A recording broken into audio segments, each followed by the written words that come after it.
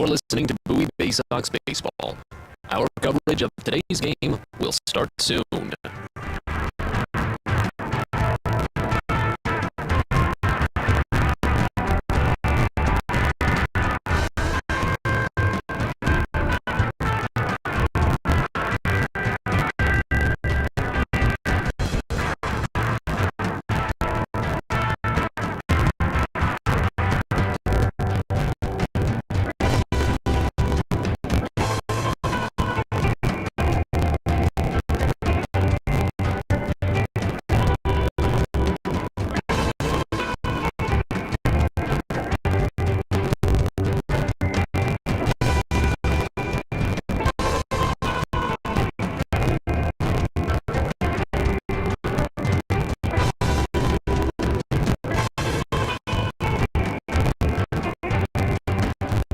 You're listening to Bowie Baysox Baseball. Our coverage of today's game will start soon.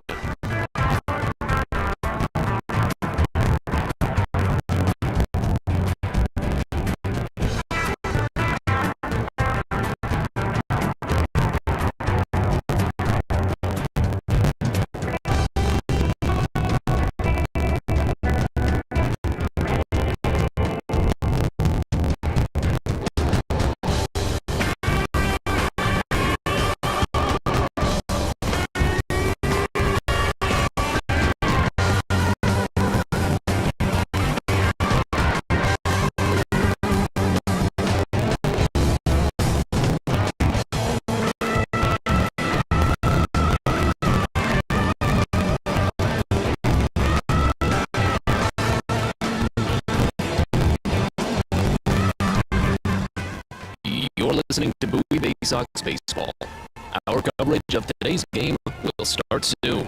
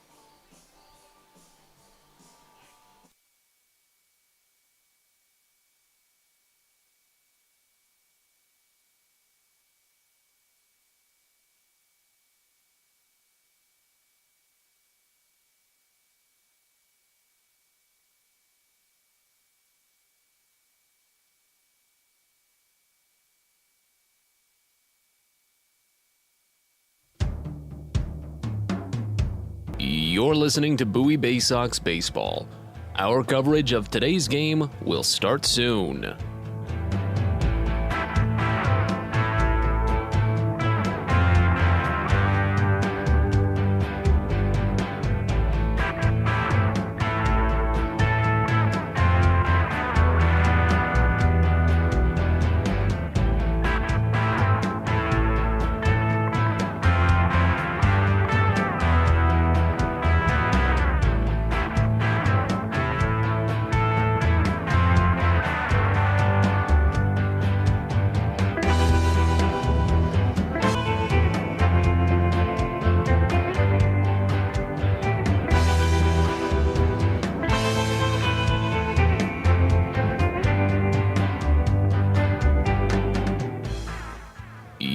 listening to Bowie Baysox Baseball.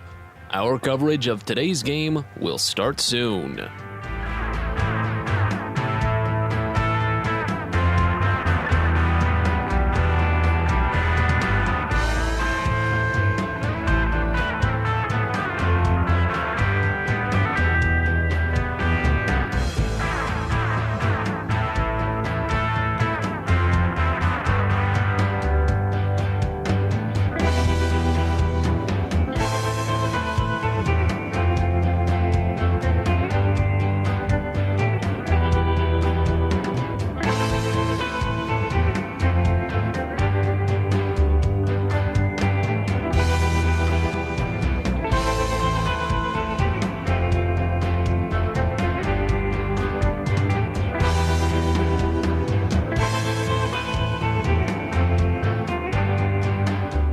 You're listening to Bowie Baysox Baseball. Our coverage of today's game.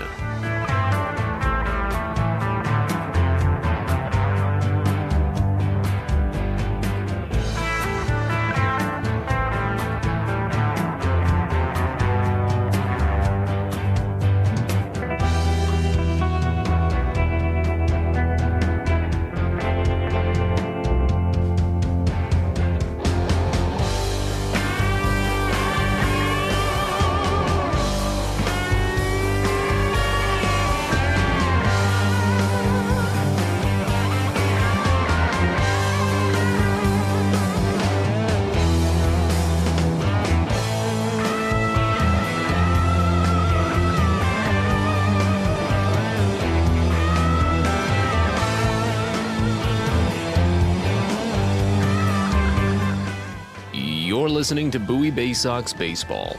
Our coverage of today's game will start soon.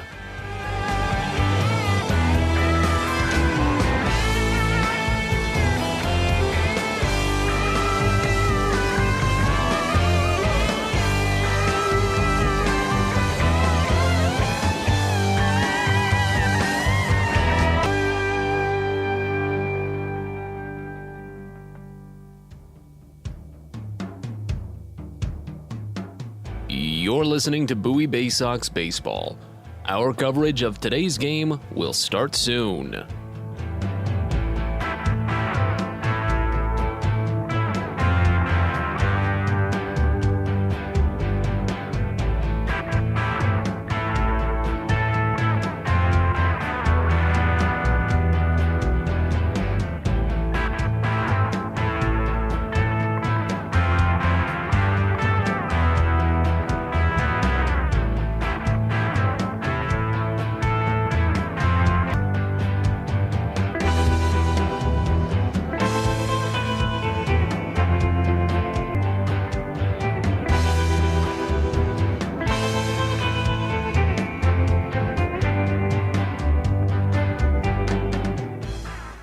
You're listening to Bowie Baysox Baseball.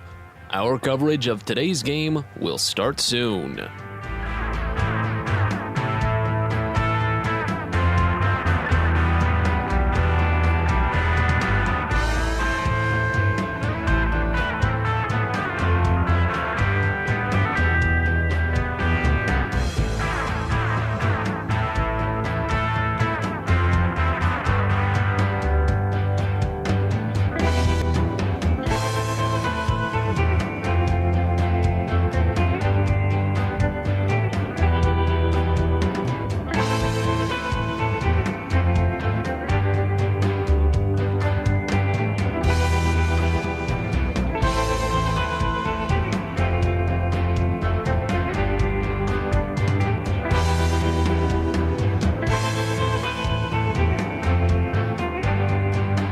You're listening to Bowie Baysox Baseball.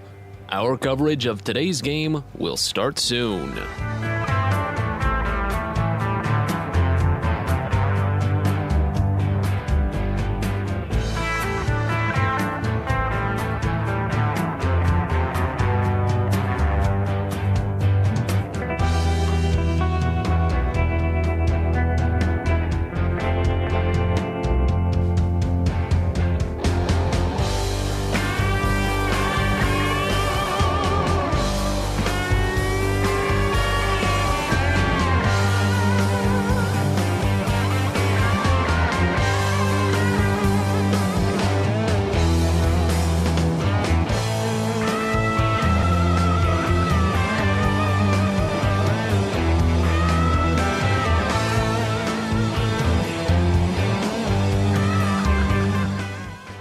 You're listening to Bowie Baysox Baseball. Our coverage of today's game will start soon.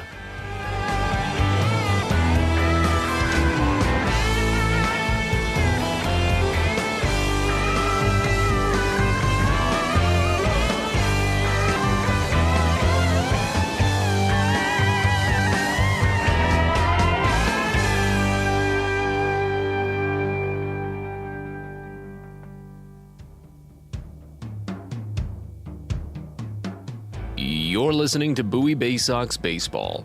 Our coverage of today's game will start soon.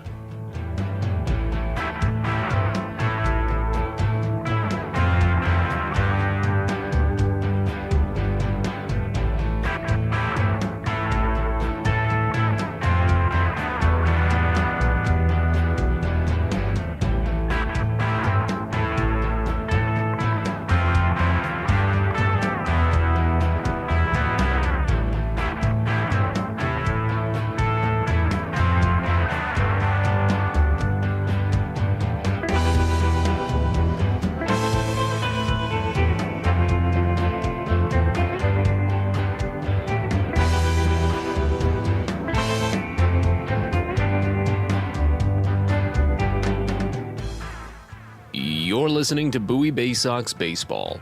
Our coverage of today's game will start soon.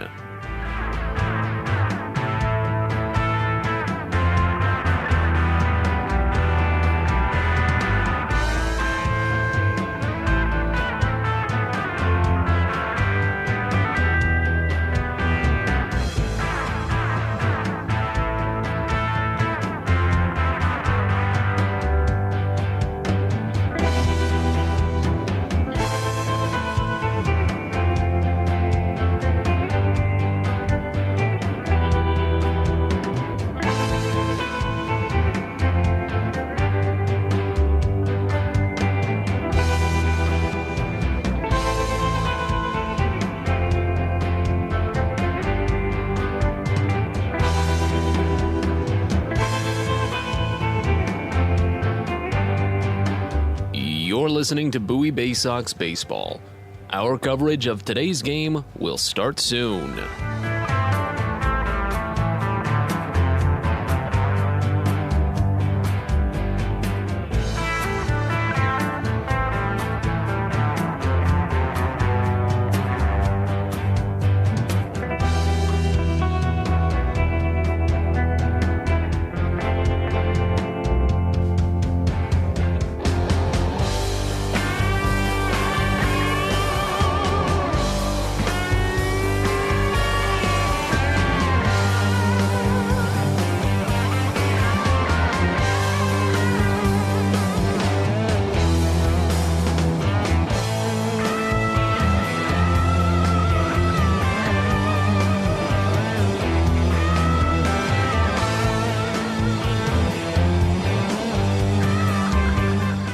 You're listening to Bowie Baysox Baseball. Our coverage of today's game will start soon.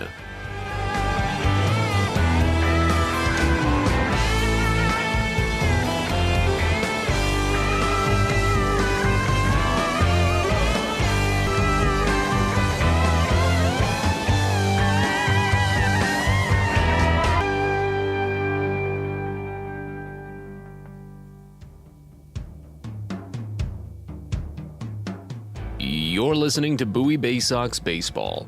Our coverage of today's game will start soon.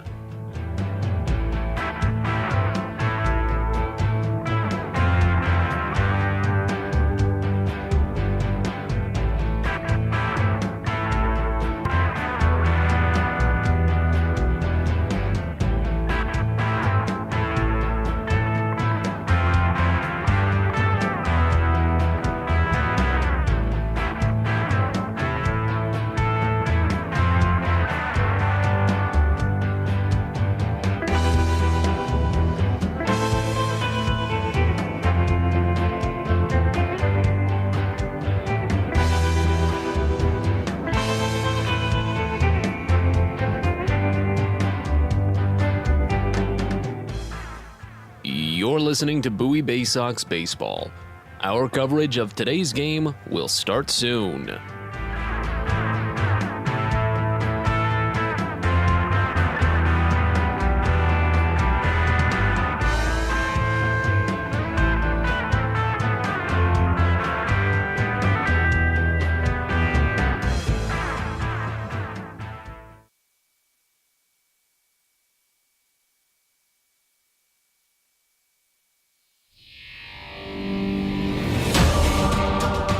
Welcome to Bowie Baysox Baseball.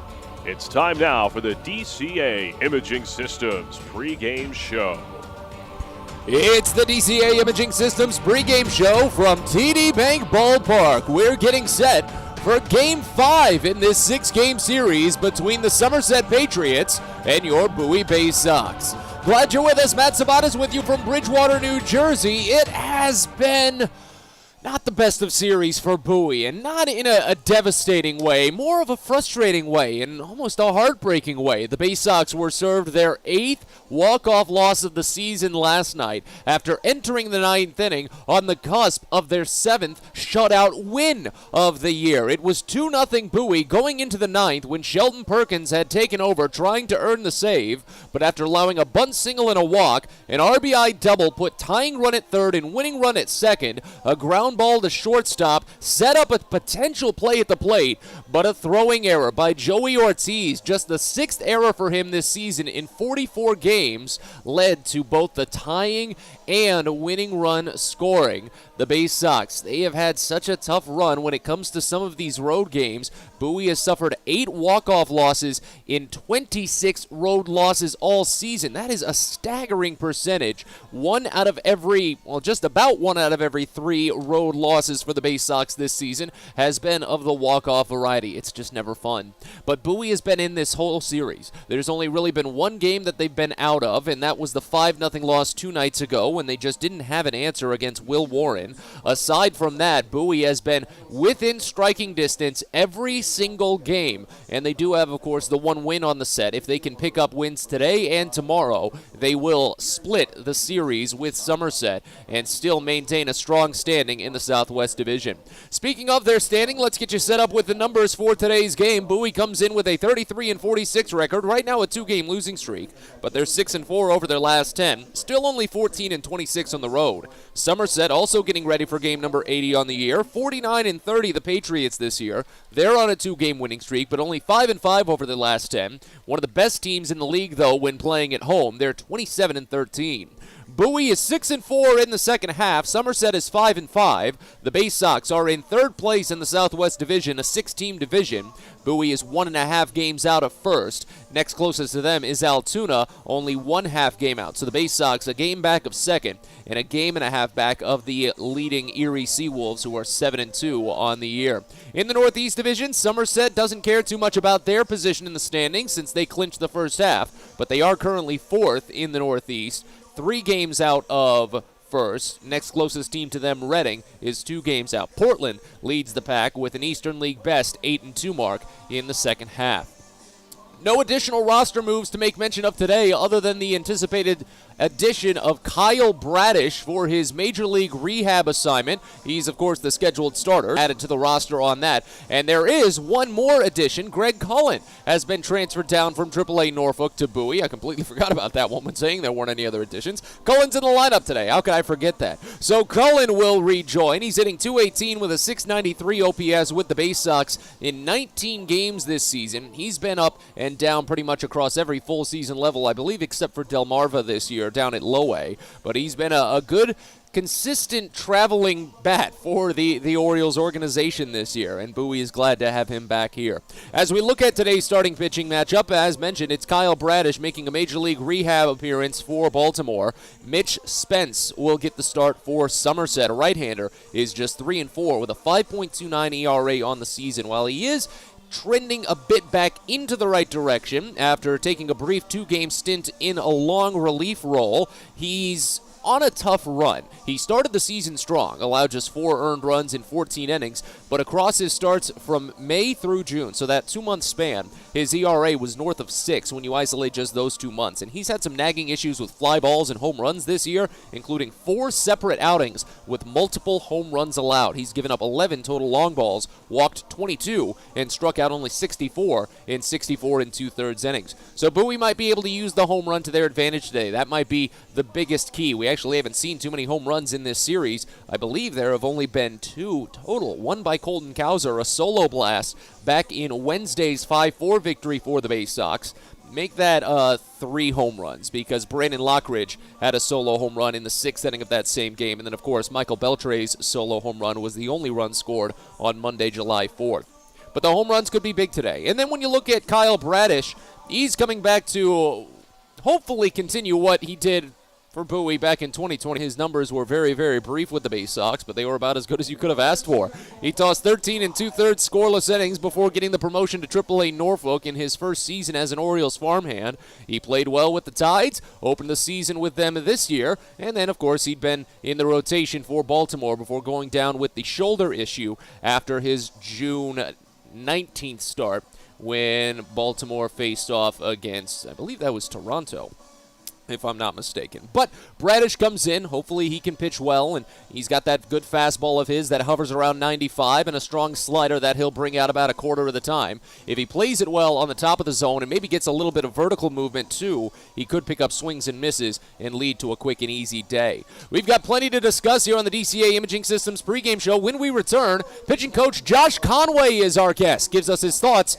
on Garrett Stallings last night, as well as Antonio Velez. Both pitched well, and then, of course, his perspective working with all the rehabs on the mound that Bowie has gotten this season. So Conway stops by next. You're listening to Baysox Baseball. From sprains to stitches, sore throats to stomach aches, and pulled muscles to poison ivy, care is around the corner at Patient First. Walk in to see a doctor from 8 a.m. to 10 p.m. every day of the year. X-rays, lab tests are on site, and most major insurance plans are accepted. For routine illnesses and injuries, Patient First is here for you. Patient First, the name fits. Patient First, proud partner of the Bowie Baysox, open 8 a.m. to 10 p.m. every day.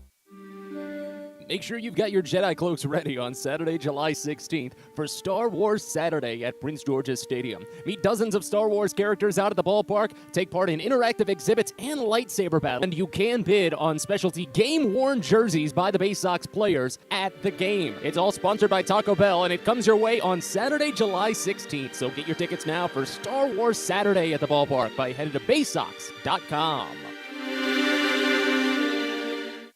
Everyone deserves a great smile, and Rad Orthodontics is here to help you, Bowie Baysox fans. Rad Orthodontics accepts most insurance, and whether it's braces or Invisalign aligners, anyone can get the smile they've always wanted with our flexible payment options. With 2 of the country's leading orthodontists right here in the DC area, we love to see Baysox fans smile with confidence. So get that amazing smile you deserve. Visit radsmile.com today and book your free consult. That's radsmile.com for Rad Orthodontics, official smile provider of the Bowie Baysox.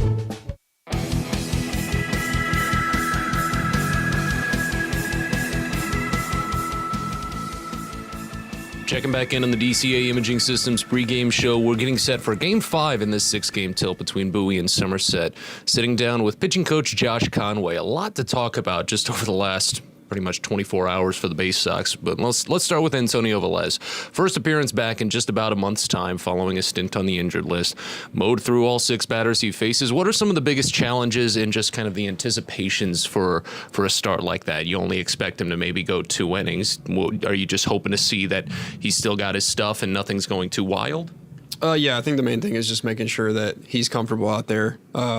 He's not hesitant to throw, or he wants to throw all his pitches. Yeah. He's not hesitant to not throw anything. And just get him back out there, get his feet wet, and face some hitters. Yeah. And then, of course, we've got to talk about Garrett Stallings has stepped into this long relief role and hasn't really had any sort of issue when it comes to making that transition and has looked just about as good as he has all season. What has been your favorite thing just about these 2 outings for him in long relief? He's honestly just been doing what he does.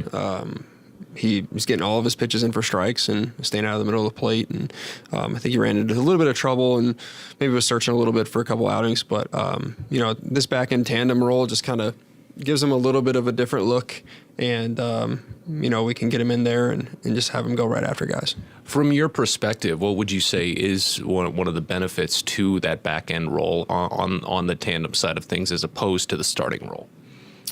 We always want to have our guys in the starting spot if we can, but if we flip them to the back, it just gives them maybe a little different perspective as far as coming in facing a lineup who maybe was established for the starter. He can come in and kind of throw all.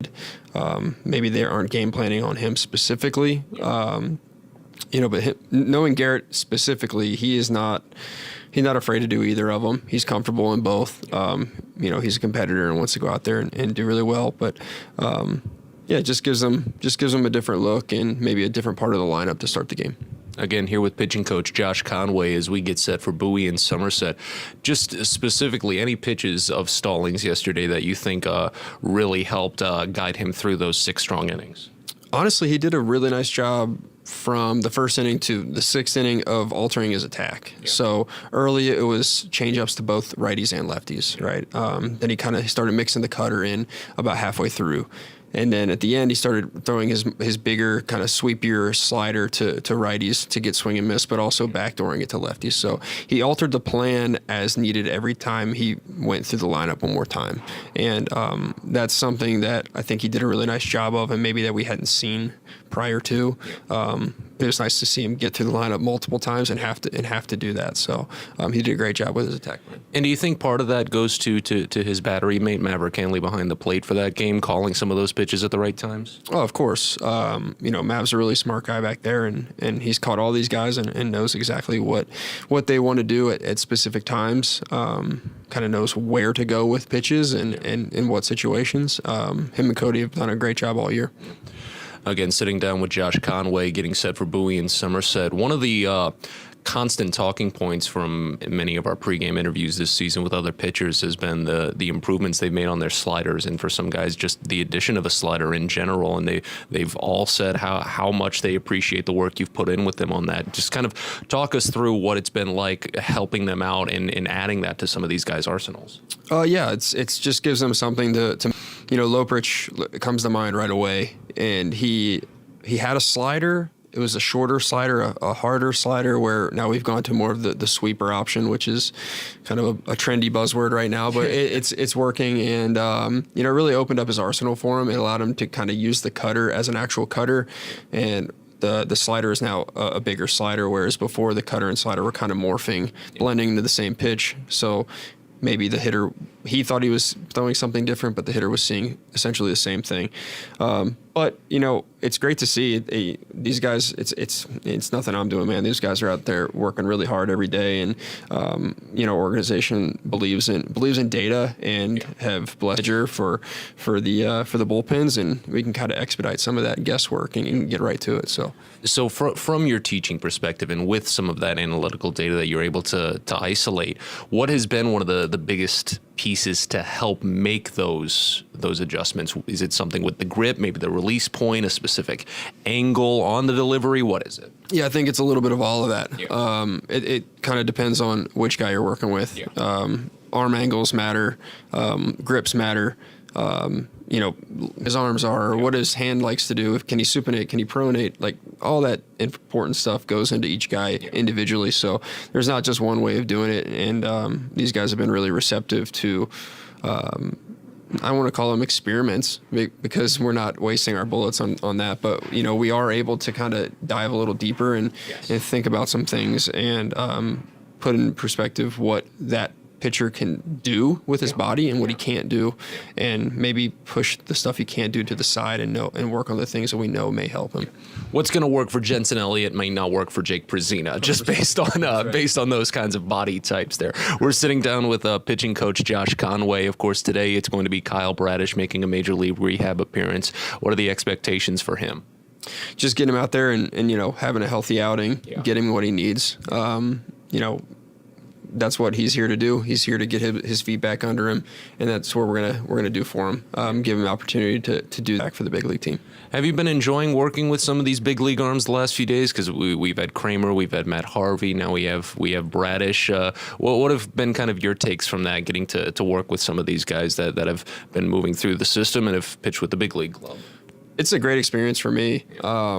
Obviously, I'm young in my career, and anything I can do, any experience that I can have that helps me progress as a coach is always good. Obviously, having a guy like Matt Harvey, who was at the top of the world at one point and is a really good major league pitcher, just to kind of to talk to him and hear his perspective, and to have him ask me questions was eye-opening. And I think eye-opening for our team as well. They look and see Matt Harvey asking good questions and still trying to learn. And I think it's really important for those guys to see that. It's important for me to see that, and just be here and gain experience however I can to help these guys the best I can. Well, I like that perspective from you, too. I appreciate that. Josh, thank you so much for the time. You bet. Appreciate it. That's Josh Conway here on the DCA Imaging Systems pregame show. We'll step aside. Be back. Sox baseball.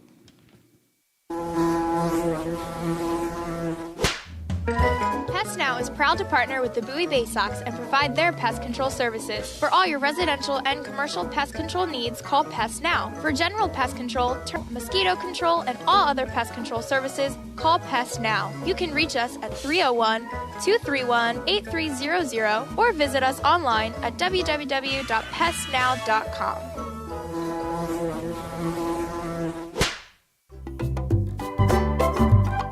Hey kids, the Baysox Futures Club is the best way to be a fan of the Baysox, and it's completely free for kids ages 3 through 12. Futures Club members get access to special members-only events, discount ticket offers, and free gifts for just signing up. Parents, head over to Baysox.com to sign up your kids, so don't miss out on all the promotions and giveaways at Prince George's Stadium this season and next. The Baysox Futures Club. Sign up now at Baysox.com.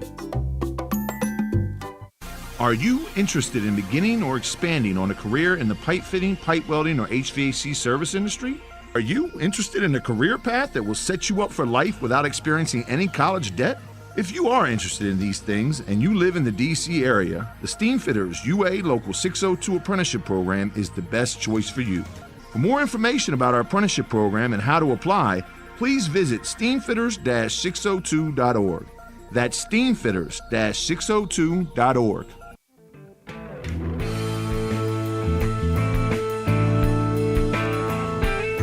Back into the DCA Imaging Systems pregame show. Our thanks to Josh Conway for taking the time out earlier today. Just great chat about his perspective working with some of these rehabbers, such as Kyle Bradish going today, and Matt Harvey last week for the Baysox, and just always happy to see some of the improvements that the staff has made as a whole. As we get ready for Game 5 in this 6-game series between Bowie and Somerset, the Patriots are taking the field. They have brought the colors out on the field as well, standing at attention just behind the mound, between the mound and second base, as the wind pushes softly out toward the left field corner. We'll take one final break here and get you first pitch and all the play-by-play in just a second. We're back after this. You're listening to Baysox Baseball.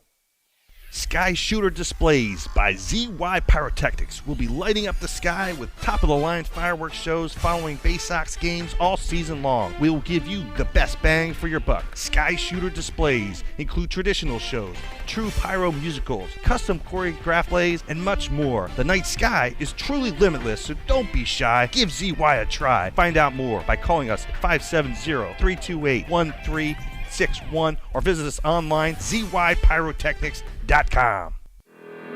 Of the year at Prince George's Stadium, and it comes your way Friday, July 29th. It's the 23rd Navy Night, presented by Navy Federal Credit Union. Join the United States Naval Academy class of 2026 and take in the Baysox as they face off against the Altoona Curve. It all comes your way on Friday, July 29th, and first pitch is scheduled for 7:05 with some fantastic post-game fireworks. The 23rd Annual Navy Night at Prince George's Stadium. So get your tickets now at Baysox.com. Fielder's Choice Flex Packs with the Bowie Baysox. The best value to see the best games at Prince George's Stadium. You could save up to 30% on your selected seat from day one and enjoy a number of exclusive member benefits, including flexible exchange options, discounts on suite rentals, special access to the Diamond View restaurant, and a free members collectible at your first home game of the year. Get your pack now by calling 301-464-4865 or heading online to baysox.com. At DCA Imaging Systems, we provide a tenured team of office technology professionals ready to be your trusted advisors. From document creation, output devices, scanning and workflow, to document security and storage, we understand people print, not printers. Give DCA Imaging a call, 301-577-1021, or find out more about how we can help you. DCAimaging.com. DCA Imaging Systems, office technology made easy. Are you interested in beginning or expanding on a career in the pipe fitting, pipe welding, or HVAC service industry? Are you interested in a career path that will set you up for life without experiencing any college debt? If you are interested in these things and you live in the DC area, the Steamfitters UA Local 602 Apprenticeship Program is the best choice for you. For more information about our apprenticeship program and how to apply, please visit steamfitters-602.org. That's steamfitters-602.org.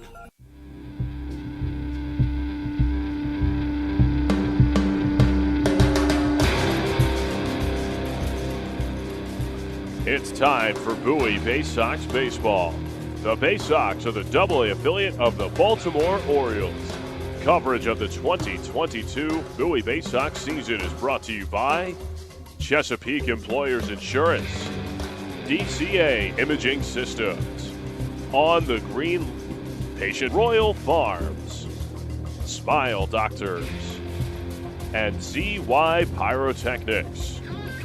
And now, live from the ballpark, it's time for Bowie Baysox Baseball. We're ready to go from TD Bank Ballpark. It's Game 5 of this 6-game series between the Somerset Patriots and your Bowie Baysox. Glad you're with us. Matt Sabatis with you from Bridgewater, New Jersey, as Bowie comes in to try and break a brief 2-game losing skid, as Mitch Spence will get ready to warm on the mound for the Patriots. The starting lineup for the Baysox that he'll face looks like this. Leading off at second base, you've got Connor Norby, followed by Colton Cowser in center field, batting second. Hudson Haskin is in left field, he bats third. Joey Ortiz, the shortstop, bats fourth. Maverick Handley is the catcher, he's batting fifth. Greg Cullen at third base, bats sixth. Andrew Dashbach is at first base, batting seventh. Cody Roberts, the DH, eighth. And Zach Watson is in right field, he's batting ninth. The Baysox are the AA affiliate of the Baltimore Orioles. They're managed by Kyle Moore, assisted by Brandon Becker, Josh Conway, Tim DeJohn, Billy Facto, and Chandler Geller. Calvin Christensen is the video coordinator. Lindsey Birchfield and Blake Wooten are the athletic trainers. Bowie is 33-46 on the season, a 2-game losing streak, but 6-4 over their last 10, just 14-26 on the road. They're 6-4 in the second half. Once more, that lineup for Bowie, you've got Connor Norby, Colton Cowser, Hudson Haskin, Joey Ortiz, Maverick Handley, Greg Cullen, Andrew Dashbach, Cody Roberts, and Zach Watson, all to face off against Mitch Spence on the mound. TD Bank Ballpark here in Bridgewater, New Jersey is 317 feet down the line to left field, 315 feet down the line to right field, 402 feet to straightaway center, and the deepest part of the ballpark is right center field at 415 feet away from home plate. We've got a very nice, calm, breezy day here in Bridgewater. We did have some rain showers last night. They had just mixed their way in and out of the ball game, but they were never heavy enough or consistent enough to cause a delay. And we've got blue skies above this evening, some clouds out to the south of us, but otherwise an excellent-looking day for some baseball. Bowie coming off of a devastating walk-off loss last night after going into the ninth inning with hopes for their 7th shutout win of the season. The 8th walk-off loss ended 3-2 on a 2-run error committed by Joey Ortiz at shortstop. Bowie hoping for the short-term memory now as Connor Norby digs into the batter's box. Right-hander batting .314 this season, an .872 OPS in 9 games, 5 doubles, no triples, no home runs, 2 runs batted in. as the right-hander Spence stands at attention facing home, steps back, turns, kicks, and fires the first pitch. It's a breaking ball looped into left field, a base hit. Norby opens up with a single to left. He breaks out of a 2-game hitless skid, and we're underway at 7:08 p.m. on a 79-degree, mostly cloudy day here at TD Bank Ballpark in Bridgewater. Norby now has hits in 11 of his last 13 games between Bowie and Aberdeen, and it's a continuing trend for the Baysox to just get things going, not only in the first inning, but at the start of individual innings. They've been one of the best teams at that this season. Talk about that in a minute as Colton Cowser digs into the box. First pitch home to the left-hander on its way, a fastball misses wide, and the count starts out at 1-0. Cowser, a .345 average this season for Bowie, an .1158 OPS in 9 games played since being called up from Aberdeen ahead of last week. 2 doubles, no triples, 2 homers, 5 runs batted in. Does have a homer in this series. Next pitch, a breaking ball, swung on and missed low, and the count runs even at a ball and a strike. Overall in the set, Cowser is 5 for 16, a home run, 2 runs batted in, 3 strikeouts, only 1 walk. Both he and Norby have had sublime plate discipline here in their first taste of Double-A. Next pitch, a curveball called for strike on the outside edge, and the count runs to a ball and 2 strikes. Has matched his walk and strikeout total this year, 8 and 8, while Norby has struck out 6 times and walked 5 times. Soft lead at first for Norby. The 1-2 pitch to Cowser is ripped on a line to right center field, cutting the gap and rolling toward the wall. Norby has the wheels around second, headed to third, and gets the wave. It's picked up by Perkins in center. The throw comes in low, and it's bobbled. Norby slides in safely. An RBI double for Colton Cowser and the Baysox. 2 batters in, lead 1-0. Third double of the season for Colton Cowser, 6th RBI, and Bowie right back to it after coming up short last night. The Baysox have been one of the best teams in the Eastern League in the first inning this season, for better and worse. Their pitching runs in the first. They've allowed 52, but that's now the 49th run that the Baysox have scored in the first inning. It's tied for the second most out of any individual inning this season, second only to the 7th inning. Bowie has scored 55 runs in the 7th this year. Now here's a runner in scoring position, still no one out in the top of the first. First pitch home from the right-hander Spence is a curveball, misses away, and the count starts out at 1-0. Haskin, a .274 average this season for Bowie, an .828 OPS in 63 games played, 17 doubles, no triples, 10 homers, 32 runs batted in. As Spence holds ball and glove up against the shoulder and brings them set after dangling his throwing arm loose. Looks back, runner fires the 1-0 to Haskin. It's a curveball that misses down. Rodolfo Duran is the catcher. He tried to snap it up. He was actually doing that at a pretty consistent rate 2 days ago when he was catching behind the plate for Will Warren, and it helped Warren guide through 7 scoreless innings. He only struck out 5, but picked up plenty of called strikes. Didn't happen there, however. 2-0 the count on Haskin. Next pitch. Haskin swings through a curveball, 3 consecutive breaking off, runs the count to 2-1. They play Haskin straight up, one of the heavier pull candidates for the Baysox this season, nearly half the time.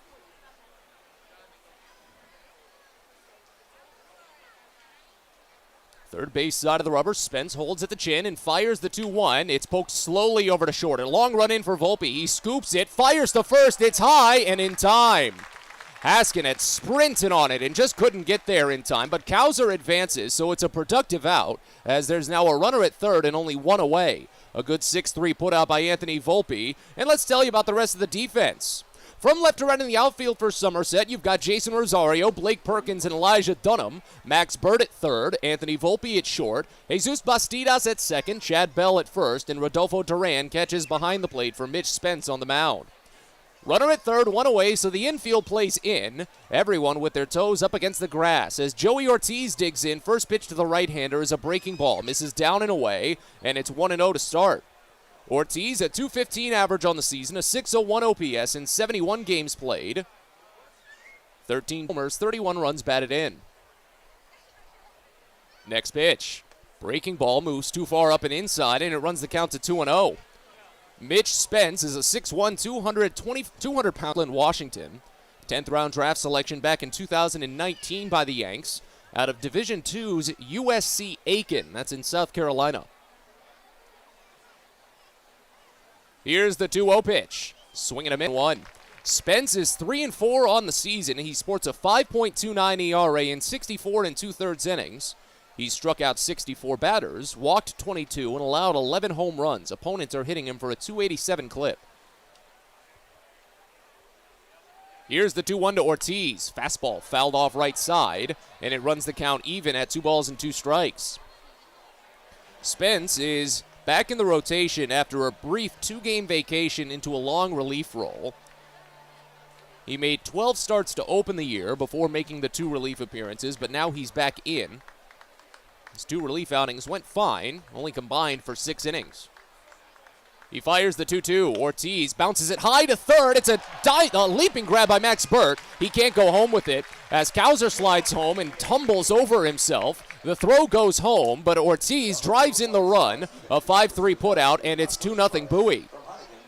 That one caught me off guard, that Cowser kind of stumbled, and the way that Max Burt had to hop up for it. But Ortiz picks up his 32nd RBI of the season, and the bases are now empty for Maverick Handley. Your umpiring crew for today's game: Tanner Moore is the crew chief. He's over at third base. Kellen Martin is at first, and Jen Powell is the home plate umpire. She's calling the balls and strikes. Handley digs in, a 253 average this season, an 817 OPS. First pitch. Breaking ball snapped up on the lower outside corner for a called strike. It's 0-1. 44 games for Handley this season, 9 doubles, no triples, 6 homers, 25 runs batted in. Infield plays at a regular depth now with the bases empty again.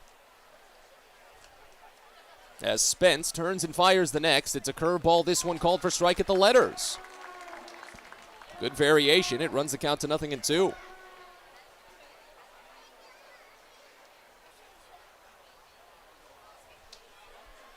Next offering, swing and a miss for strike 3. Curveball on the outside half. Spence sends down Handley on 3 pitches, but the Baysox use 2 opening base hits to take a 2-0 lead. A single and a double by Norby and Cowser, and as we go to the bottom of the first, Bowie 2, Somerset coming on up. You're listening to Baysox Baseball.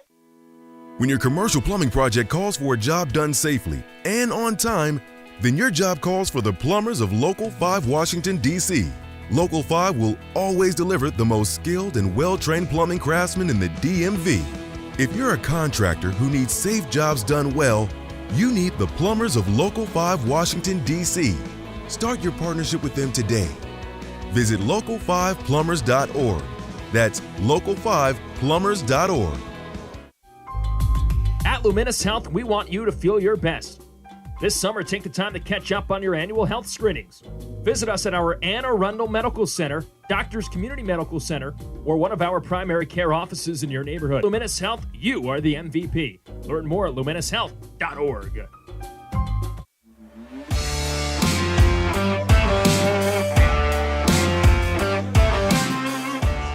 Well, the Bowie Baysox are off to a great start, putting on 2 runs in the top of the first. Kyle Bradish will climb the hill and try to keep the Somerset Patriots from sniffing that lead. As Bradish warms, let's tell you about the starting lineup for the Patriots that he'll face. Leading off at shortstop, it'll be Anthony Volpe. Elijah Dunham is in right field, and he's batting second. Austin Wells is the DH. He bats third. Jason Rosario in left field cleans up. Jesus Bastidas at second base bats fifth. Blake Perkins in center field sixth. Rodolfo Duran is the catcher, batting seventh. Chad Bell at first base eighth, and Max Burt at third base bats ninth. The Patriots are the AA affiliate of the New York Yankees. They're managed by Dan Fiorito, assisted by Gerardo Casadiego, Jake Hurst, and Aaron Bossi. Michael Becker is the athletic trainer. Somerset is 49-30 on the season, 5-5 in the second half. And again, that lineup for the Patriots, you've got Volpe, Dunham, Wells, Rosario, Bastidas, Perkins, Duran, Bell, and Burt, all to face off against Kyle Bradish on the mound. As Bradish works primarily out of the stretch, he'll sport the number 99 for his rehab appearance. He prepares to face off against right-hander Volpe, a 245 average this season for the shortstop, a 789 OPS in 72 games played, 20 doubles and a triple, 11 home runs, 41 runs batted in. They put a mild shift on for him. Volpe does pull the box now, and Bradish foots the rubber. stretches high above the top of his head and comes set down at the waist. He steps back, kicks high, fires the first. It's swung on and missed. A fastball outside at 92 miles an hour, and it's 0-1 to start on Volpe. Third Major League rehab appearance for Bradish today, and the pitch clock operator hasn't gotten the memo yet that on Major League rehabs, you don't run the pitch clock. Here's the 0-1 pitch. Fastball popped up behind home plate this time, and it runs the count to 0-2 on Volpe, and he's put it up again. They haven't started the clock yet, but they do have the number up there. Hopefully they just don't start it. I suppose it wouldn't be an issue if you just leave the number up there, but it should be turned off entirely. Here's the 0-2 from Bradish. Breaking ball bounces in, went with the slider. Count runs to a ball and 2 strikes. Well, Bradish coming in to rehab a shoulder injury for Baltimore. How long he goes is a little bit up in the air. When Matt Harvey made his 2 rehab appearances for Bowie last week, he went 5 innings in both of them, but his was less to rehab an injury and more to take kind of a spring training role almost following his suspension. The 1-2 floated foul right side. A changeup that time keeps the count at a ball and 2 strikes. Meanwhile, Bradish is recovering from the shoulder injury, so who knows if he goes 5 like Harvey did. If not, it's not the end of the world because fortunately for Bowie, they haven't adjusted the rotation really in any capacity. As the 1-2 comes in and it's fouled off. Fastball at 97 on the top half of the zone. Volpe really had to climb the ladder just to get a piece of it. The Baysox, fortunately, will be able to turn point later this evening. The originally scheduled starter for this Saturday game went 4 innings in each of his 2 relief appearances following Harvey last week. The 1-2, fastball poked slowly to short, running grab and a spin by Ortiz. He throws it and it's there! Joey Ortiz, a star-studded play at shortstop. You can put that one down with an exclamation point, and there's one gone here in the first. Going toe-to-toe with his fellow shortstop in Volpe, Ortiz logs the first out. Let's tell you about the rest of the defense around him. From left to right in the outfield, you've got Hudson Haskett. Greg Cullen is back. He's at third base. Joey Ortiz at short, of course. Connor Norby at second. Andrew Dashbach at first. Maverick Hanley catches behind the plate for Kyle Bradish on the mound. First pitch home to left-hander Elijah Dunham. A swing and a miss on a fastball outside at 96. It's 0-1. Dunham, a .256 average this season, a .794 OPS in 64 games. 14 doubles, 3 triples, 10 homers, 38 runs batted in. As the 0-1 pitch comes in. Fastball again, check swing, up and away he went. Third base umpire giving the ring. That fastball clocked at 97, and it's quickly 0-2. Bradish, a 6'4", 190-pound, 25-year-old right-hander. Hails from Arizona, fires the 0-2, and it's a curveball. In there for strike 3. A beautiful breaking, just looper there from Bradish. His first strikeout comes on 3 pitches to Dunham, and there's 2 away. Baysox in their alternate orange jerseys today, the black Bowie lettering on the front side, gray pants, black hat, orange brim. Somerset in their all-white home uniforms with the pinstripes to, well, of course, match their parent club. Blue Patriots, check that blue Somerset written on the front side in the team logo. Left-hander Austin Wells into the box, and the first pitch is a fastball. Blazes its way in for a called strike. Outer half, it's 0-1. Bradish signed by the Orioles, or rather traded for, in the 4-pitcher deal with Dylan Bundy from the Los Angeles Angels back in 2019, as the next pitch is swung on and missed inside. 0-2 on Wells. That was the same deal that brought over fellow Baysox arm Zach Peak. As the 0-2 pitch is flinched on. Fastball misses up and away. Run the count to a ball and 2 strikes. On the season before Bradish hit the injured list, he was 1-4 with a 7.38 ERA in 10 games all starts. 46 in the third innings, he had struck out 46 batters. He steps back, kicks and fires the 1-2. Swing and a miss for strike 3. Went with the changeup down and inside, and it's a perfect first inning for Kyle Bradish. 3 up, 3 down, and a pair of strikeouts. Second inning coming up here in Bridgewater. Bowie leads 2-0. You're listening to Baysox Baseball. There's plenty going on at Prince George's Stadium on Saturday, July 30th. It's the Island Luau Night at the ballpark as the Baysox battle the island's inspirational dance performances and more. But that's not all. It's also Maryland's worst car show. Do you own a clunker, a piece of junk on wheels? Well, here's your chance to show it off. Again, that's all on Saturday, July 30th. So head to Baysox.com to purchase tickets and find out more about registering for Maryland's worst car show. Hope to see you there. Baseball is a game of specialists. Base stealers, closers, cleanup hitters. Together, they help their team stand out from the rest. Specialists also help set Chesapeake Employers Insurance apart from other workers' compensation insurance companies. Our health services team includes orthopedic surgeons, nurse case managers, a physical therapist, and more, all to get your employee back to work, contain costs, and keep premiums down. That's teamwork. To learn more, connect with your agent or visit Chesapeake Employers at CEIWC.com. A birthday bash with the Baysox is the best time at the ballpark. Bring your friends and family out to celebrate and be the star of the show. Dance on the dugout with Louie, play games in the stadium, introduce a batter in the game, and you'll even get to have the stadium sing for you. Baysox birthday parties, an unforgettable, one-of-a-kind experience at Prince George's Stadium. Book yours by calling 301-464-4880 or at baysox.com.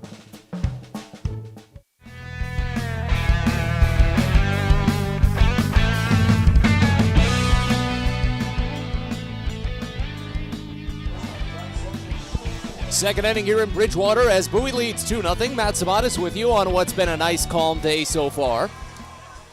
Bottom half of the Baysox lineup due up, starting with Greg Cullen, then Andrew Dashbach and Cody Roberts set to bat. As Mitch Spence gets back to work after giving up 2 opening base hits in the first, he got 2 groundouts and a strikeout, but did allow 2 runs, one in an RBI double by Colton Cowser, and the RBI groundout by Joey Ortiz. Here's Greg Cullen. First pitch to the left-hander, bounces in, a breaking ball. Count starts out at 1-0. Cullen back in with Bowie after being transferred from AAA Norfolk just earlier today. He's hitting .218 this season with the Baysox, a .693 OPS in 19 games. 4 doubles, no triples, a homer, 6 runs batted in. As the 1-0 pitch comes in, it's a looping curve. Call it for strike 1 on the inside edge. Count runs even at a ball and a strike.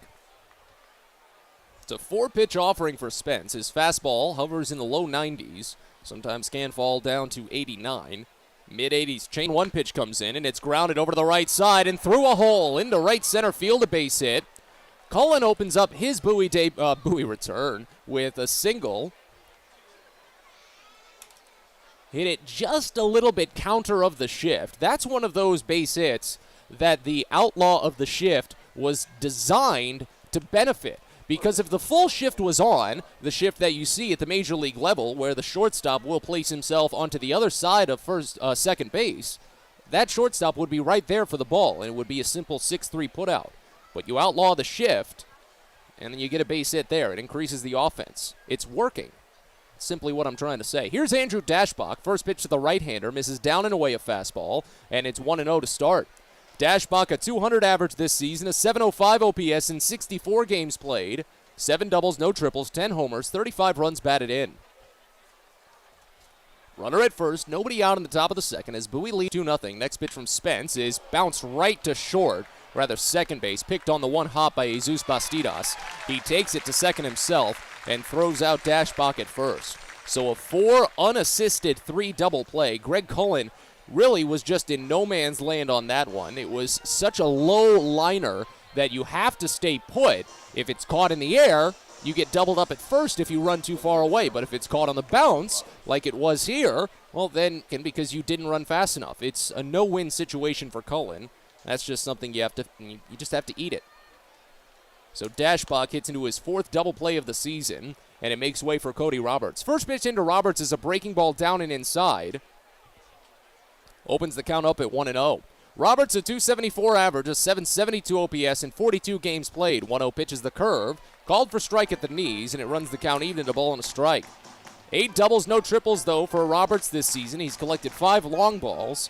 He's driven in 28 runs. The 1-1 pitch. Down and away. Duran had to push out toward his knees on the right side to get it. There's nobody on base, though, so it wouldn't have been the end of the world if it got past him. We'll wait on the 2-1 pitch. Spence sets at the chin, turns, and fires the next. Called for strike. Fastball on the outside edge of the zone, runs the count even at 2.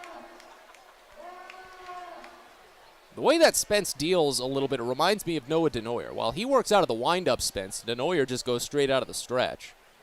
But from the time Spence sets, he's instantly turning. He doesn't wait. The 2-2 pitch. Check swing, down and away. They appeal. He didn't go. That'll draw a couple of groans from the fans. I really think that they might have a point to that. Elijah Dunham was rung up on a check swing back in the first inning when it looked like he probably pulled back at a similar time that Roberts did there. But it runs the count full. Opponents are 292 on full counts against Spence this season. The payoff. Lifted out toward left field, shallow. Rosario ran to his right on it at first. Now sprints down and makes the catch.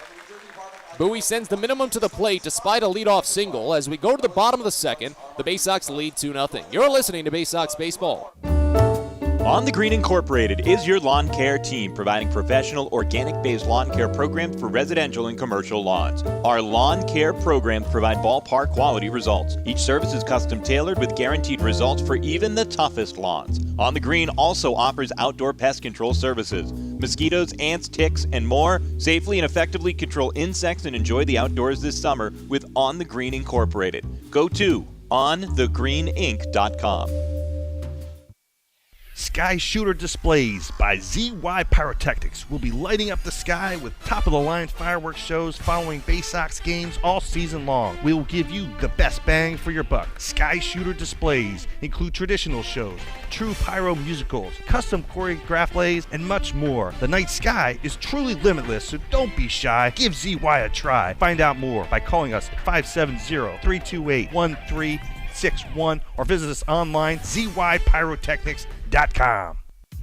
Get the best deals at Prince George's Stadium with weekly promotions all season. Tuesdays are Military Appreciation Night. Purchase a box seat at the ticket office with a proof of service and you'll only pay half price. Bring along your furry friend on Woof Wednesday, and it's the best happy hour around every Thursday from 5 to 6:30. $2 Bud and Bud Light drafts with other beer specials throughout the year, and live music to get your night started. It's always a great time at the ballpark, so get your tickets now at Baysox.com.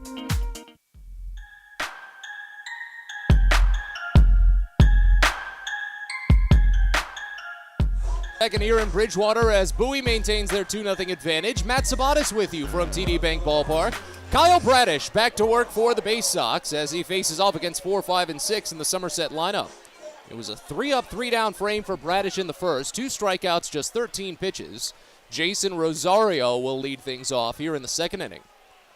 Mild shift on for the left-hander. First pitch is a curveball. Call it for strike 1 in the top half of the zone. 0-1 to open. Rosario, a .219 average this season, a .694 OPS in 63 games, 11 doubles, 3 triples, 4 homers, 22 runs batted in, the 0-1. Fastball misses down and away, and it runs the count even at a ball and a strike. After Rosario, it'll be Jesus Bastidas and Blake Perkins set to bat. As Bradish steps back, kicks, and fires the 1-1. It misses up and away. Changeup runs the count to 2 balls and a strike. It's a 4-pitch mix for Kyle Bradish. He leans on the fastball plenty, about 50% of the time. Slider is his first go-to on the breaking pitches. The 2-1 pitch. Went with the fastball at 97. It's fouled off left side, and the count runs even at 2. He really likes to hit that slider down and inside on the left-handers. Down and away on the right-handers. Then has the changeup and the curveball that he only brings out about 10% of the time. Here's the 2-2. Fastball called strike 3 on the lower inside corner. He dotted it at 97, and Bradish logs his 3rd consecutive strikeout. 2 of them have been looking, and Rosario is down. Jesus Bastidas, right-hander, will step in. 4 up, 4 down to start for Bradish. .252 average for Bastidas this season, a .782 OPS in 60 games, 12 doubles, a triple, 8 homers, 30 runs batted in. First pitch in from Kyle Bradish is fouled off. Fastball at 95, trickles over to the left side as the count opens up at 0-1. They've had a steady clip of wind, now pushing a little bit out toward the left side all day. It's mostly been coming in from center and left center all series. As Bradish steps off the back of it, he'll reset. And he fires the 0-1 to Bastidas. There's the changeup, called for strike on the outside edge of the zone, run it to 0-2. I got to say, early on at least, when it comes to monitoring through the MLB rehab, not enforcing the extra rules. The 0-2, breaking ball, fouled off, back behind the screen, a little bit to the right side of the broadcast location. There was a fella in front of us walking back up the steps with his pretzel, had his back turned the entire time and didn't even see it until it was already off of the wall and away from him. That would have been something. Pretzels are great, though. The 0-2 pitch. This one lifted out towards straightaway center. Kauser ranging back. Has a read on it. Camps and makes the catch in front of the warning track. I'd say about 390 feet from home. 5 up, 5 down to start for Kyle Bradish. Well, they've got the lights on here at the ballpark, but the sunlight is still carrying most of the load. But they do have those new LED light towers. More and more ballparks are taking those on. Do the same amount of job. While it might be a different color temperature, they do turn on in an instant as compared to the traditional stadium lights that you see at Prince George's Stadium that may take a little bit to warm up. Here's Blake Perkins. Switch hitter steps in, and the first pitch home is a fastball up and away at 96. Count opens up at 1-0. Perkins, a .223 average this season, a .717 OPS in 58 games. 11 doubles, 2 triples, 6 homers, 22 batted in. Next offering is a laser beam shot out toward left center field. Kauser sprints. He reaches up. Did he pull it down? He did! The infield is running in. I don't think the umpires have made the call, but yeah, he made that catch. Colton Kauser really took that one away. Blake Perkins gave it a ride, but it's another 3 up, 3 down inning for Kyle Bradish. He picks up his third strikeout and gets some help from the defense. Third inning coming up. Bowie leads 2-0. You're listening to Baysox Baseball. Get your gear and memorabilia from your favorite Baysox players and future stars of the Baltimore Orioles at the Tackle Box Team Store. Jerseys, hats, autographed bats and balls, all at great prices. Located right at the main gate at Prince George's Stadium and online at BaysoxShop.com, the Tackle Box is the only place to get the best Baysox gear for you and your favorite fan. It's the Tackle Box at Prince George's Stadium and at BaysoxShop.com. At DCA Imaging Systems, we provide a tenured team of office technology professionals ready to be your trusted advisors. From document creation, output devices, scanning and workflow, to document security and storage, we understand people print, not printers. Give DCA Imaging a call, 301-577-021, or find out more about how we can help you. DCAimaging.com. DCA Imaging Systems, office technology made easy. It takes time to get rich, flavorful coffee beans from the lush mountain regions of Colombia and Brazil to Royal Farms. But less than a minute to get yourself a delicious hot cup of the finest and freshest coffee in the world. Because Royal Farms' new Swiss-made coffee machines grind those rich, flavorful coffee beans and brew them one magnificent cup at a time. It's why Royal Farms makes the freshest and best coffee in the world. Real fresh, real fast. Royal Farms.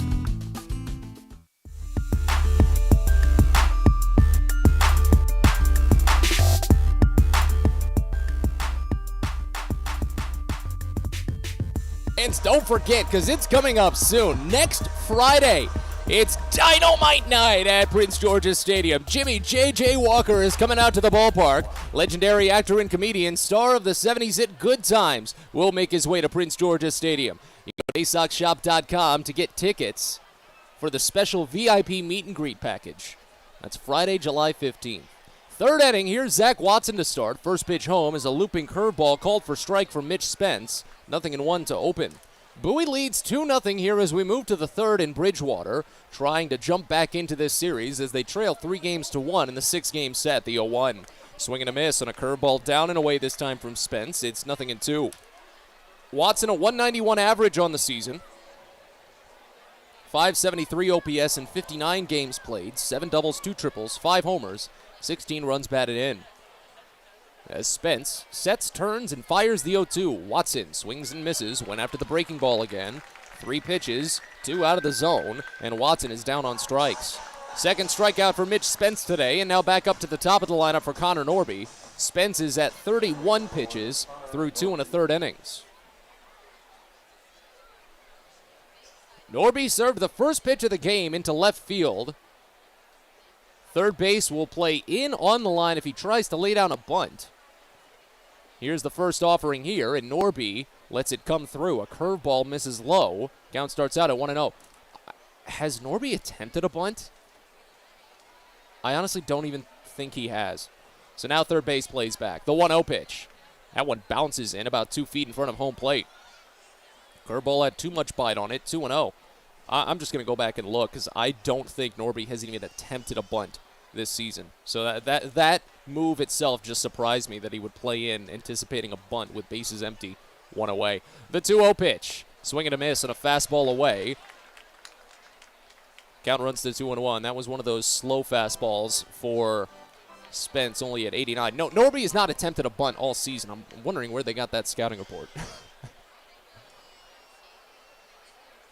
Spence shakes off a couple. He has to move quickly to deliver. Finally gets it home as the 2-1 misses down and away. A fastball runs the count to 3-1. It has been a slow integration, at least from my perspective as a broadcaster, to keeping a secondary eye on that pitch clock when it seems like one specific pitch is taking a little bit longer to deliver. The 3-1 pitch to Norby is grounded slowly to short. Volpe had a quick reaction to it, scoops it up at the waist, and fires to first in time for the out, 6-3. So 2 away, here's Colton Cowser. Well, I made the joke, if you recall. I want to say about like the third week, something along those lines of when the pitch clock had really gotten into full force. Should us broadcasters start calling, pitches that are getting low on the count as if it was a shot clock in basketball? Oh, he's only got 3 seconds to pitch. Oh, it's down to 2, it's down to 1, he fight. No. Now, baseball is just a lot more lax than that, and we are going to get a pitch clock violation as Spence hadn't even come set while the clock just kept ticking. But with bases empty and 2 outs, that's one of the trade-offs that I feel like you can maybe make sometimes. Just get the pitch you want properly, even if you do start behind 1-0. The first pitch to Cowser, though, is called a strike. A late ring-up on a curveball in at the knees. Runs the count even at 1. Cowser, the RBI double in the first inning. The 1-1 pitch. Tried for the curveball again, but this one came in too low. Runs it to 2 balls and a strike. And Cowser just sliced that thing through the right center field gap to drive in Norby. And he advanced on 2 groundouts to come around and score himself. They've got the shift on for him as the 2-1 pitch comes home. Cowser watches fastball up and away. Run the count to 3 balls and a strike. Bowie ahead 2-0 here in the top of the third inning. 2 of the 3 losses that they've suffered in this series have been by just 1 run. The other one was a 5-0 shutout loss. Here's the 3-1 to Cowser. Just a piece foul. Hits off, runs the count full. Second full count that Spence has worked to today. Well, since Cowser's double, Spence has faced the minimum. But he is up to 40 pitches already, so it's not the best, but it's still within a reasonable distance. Bowie would really like to extend a couple of plate appearances. The payoff pitch to Cowser is a curveball swung on and missed inside for strike 3. Not going to be the case in this inning as Spence strikes out a pair for a perfect third. Bottom of the frame coming up. Bowie leads 2-0. You're listening to Baysox Baseball. Most people don't know what a steam fitter is. More importantly, what we do and how much it impacts you. Just take a moment to think about what your world would look like if you didn't have the ability to generate electricity, to have heating or air conditioning, mic production, internet service, web-based storage, cellular service, and frozen or refrigerated produce. Could you imagine? And these are just some of the things that we impact. Please visit steamfitters-602.org and let's talk about how we can bring value to you. Get the best deals at Prince George's Stadium with weekly promotions all season. Tuesdays are Military Appreciation Night. Purchase a box seat at the ticket office with a proof of service and you'll only pay half price. Bring along your furry friend on Woof Wednesday, and it's the best happy hour around every Thursday from 5 to 6:30. $2 Bud and Bud Light drafts with other beer specials throughout the year, and live music to get your night started. It's always a great time at the ballpark, so get your tickets now at Baysox.com. Well, it's the most special day of the year at Prince George's Stadium, and it comes your way Friday, July 29th. It's the 23rd Navy Night, presented by Navy Federal Credit Union. Join the United States Naval Academy class of 2026 and take in the Baysox as they face off against the Altoona Curve. It all comes your way on Friday, July, scheduled for 7:05 with some fantastic post-game fireworks. The 23rd Annual Navy Night at Prince George's Stadium. So get your tickets now at Baysox.com.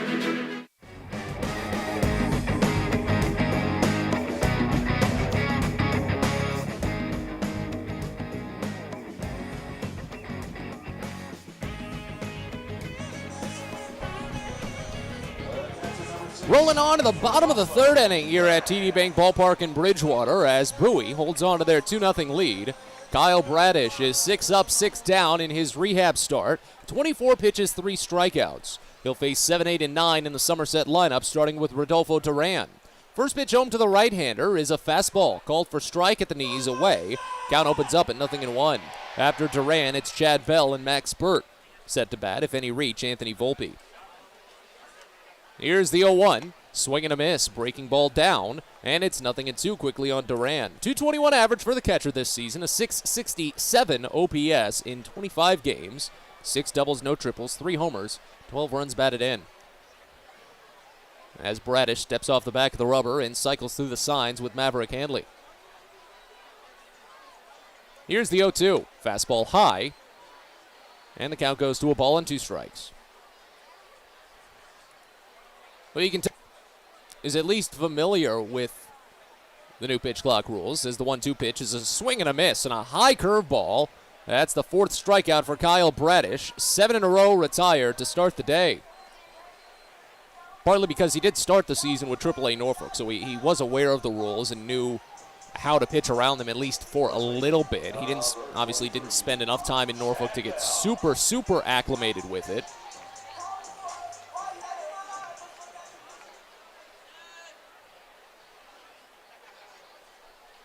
But he's aware, and he's working with its rhythm.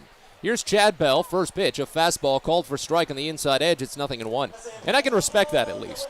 I mean, hey, even when Matt Harvey was on the mound twice last week, he didn't have to follow the pitch clock rules, and he wasn't really taking too much time. He was just going out there and throwing. The 0-1 pitch, Bell slaps it foul the other way. Count goes to 0-2. Chad Bell, a 236 average, a 750 OPS in 55 games this season. 4 doubles, no triples, 11 homers, 30 runs batted in. Bowie ahead 2-0, but both runs across in the first inning. We're here in the bottom of the third. Bradish is the 0-2. It misses away. Slider runs the count to a ball and 2 strikes.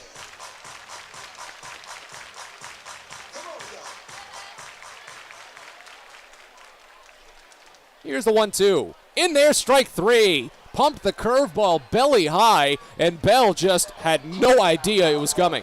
Watched it right through, turned right around, and walked back to the dugout. 5 strikeouts through 8 batters for Kyle Bradish. And now here's Max Burt.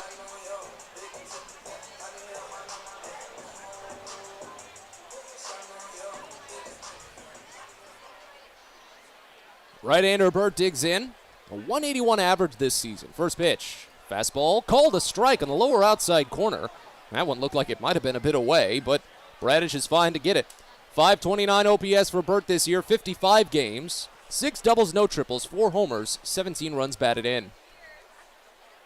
Here's the 0-1 offering. That one skips in. Changeup runs the count to a ball and a strike. Well, I was seeing reports out there. I think what was it, Zach Silver? Zachary Silver, I believe, saying that the news was Bradish might make a couple of rehab outings. The 1-1, driven foul, left side out of play, runs the count to a ball and 2 strikes. But at the way his pitches are looking, the velocity his fastball is hitting, And just the way he's going through batters right now, I mean, I can't imagine he pitches too much more with Bowie. Maybe take the rehab up to Norfolk, maybe. But the early goings here, I mean, he's overpowering these batters. The 1-2 pitch to Birds. Popped up, shallow right center. Second baseman Norby is going to make the call. And the catch, shoulder high. 9 up, 9 down for Kyle Bradish with 5 strikeouts on his first trip through the order. Fourth inning coming up here in Bridgewater. Bowie leads 2-0. You're listening to Baysox Baseball. Baseball is a game of specialists. Base stealers, closers, cleanup hitters. Together, they help their team stand out from the rest. Specialists also help set Chesapeake Employers Insurance apart from other workers' compensation insurance companies. Our health services team includes orthopedic surgeons, nurse case managers, a physical therapist, and more, all to get your employee back to work, contain costs, and keep premiums down. That's teamwork. To learn more, connect with your agent or visit Chesapeake Employers at CEIWC.com. The best way to take in a Baysox game is with a group outing at Prince George's Stadium. Everything from entertaining clients to birthday parties and even fundraising opportunities for your team, the Baysox offer a group at unbeatable rates with plenty of options on suites, seats, and decks around the ballpark. Your group can eat their fill and have an unforgettable time. Find out more and schedule your group outing by calling 464-4880 or going to baysox.com. On the Green Incorporated is your lawn care team, providing professional organic-based lawn care programs for residential and commercial lawns. Our lawn care programs provide ballpark quality results. Each service is custom tailored with guaranteed results for even the toughest lawns. On the Green also offers outdoor pest control services. Mosquitoes, ants, ticks, and more. Safely and effectively control insects and enjoy the outdoors with On the Green Incorporated. Go to onthegreeninc.com.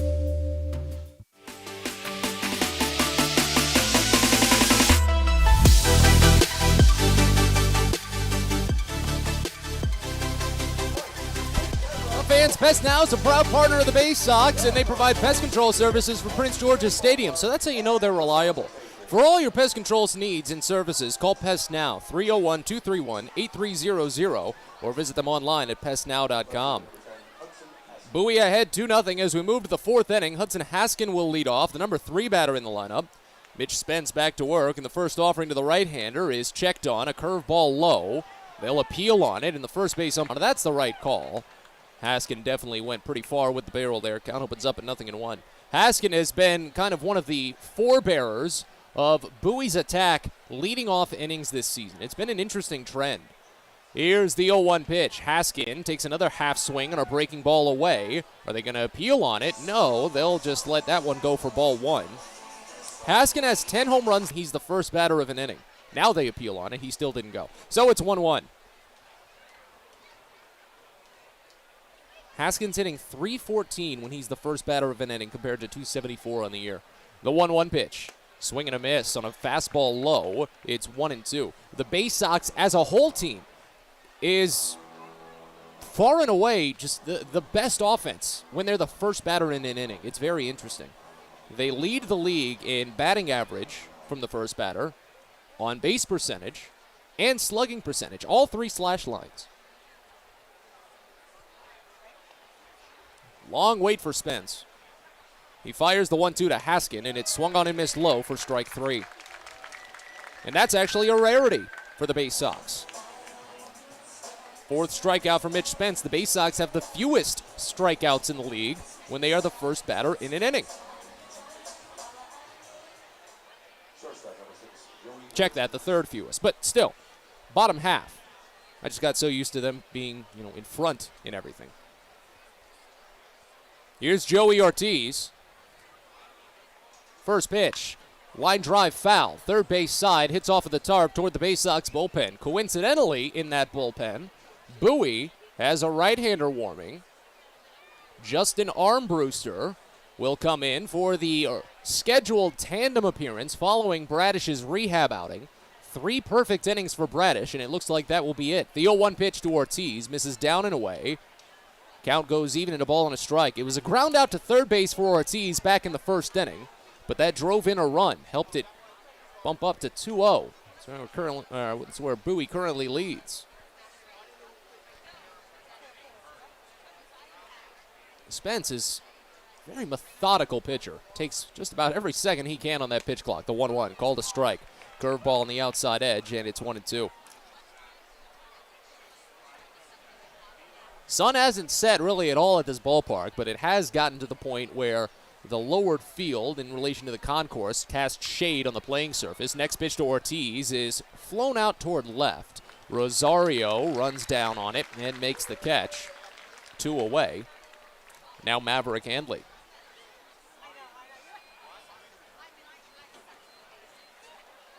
Yeah, the entire field covered in shade. The bits of sunlight that remain are just skimming their way across the top of the outfield wall, just underneath the yellow line. And the secondary wall of signage and advertisements is in more sunlight. First pitch to Handley is popped up to shallow right. Jesus Bastidas, the second baseman, is there. Another 3-up, 3-down frame for Mitch Spence. Since Colton Cowser's double in the first, Spence has faced the minimum. He's retired 8 consecutive batters. We're on to the bottom of the fourth. Bowie leads 2-0. You're listening to Baysox Baseball. At DCA Imaging Systems, we provide a tenured team of office technology professionals ready to be your trusted advisors. From document creation, output devices, scanning and workflow, to document security and storage, we understand people print, not printers. Give DCA Imaging a call, 301-577-1021, or find out more about how we can help you. DCAimaging.com. DCA Imaging Systems, office technology made easy. That's right, it's Dynamite Night at Prince George's Stadium on Friday, July 15th. Meet legendary actor and comedian Jimmy J.J. Walker, star of the 1970s hit Good. Special VIP meet and greet package available. That's Friday, July 15th for Dynamite Night with Jimmy J.J. Walker at Prince George's Stadium. So head to Baysox.com right now to get your tickets and learn more. Sky Shooter Displays by ZY Pyrotechnics will be lighting up the sky with top-of-the-line fireworks shows following Baysox games all season long. We will give you the best bang for your buck. Sky Shooter Displays include traditional shows, true pyro musicals, custom choreographed plays, and much more. The night sky is truly limitless, so don't be shy. Give ZY a try. Find out more by calling us at 570-328-1361 or visit us online, zypyrotechnics.com.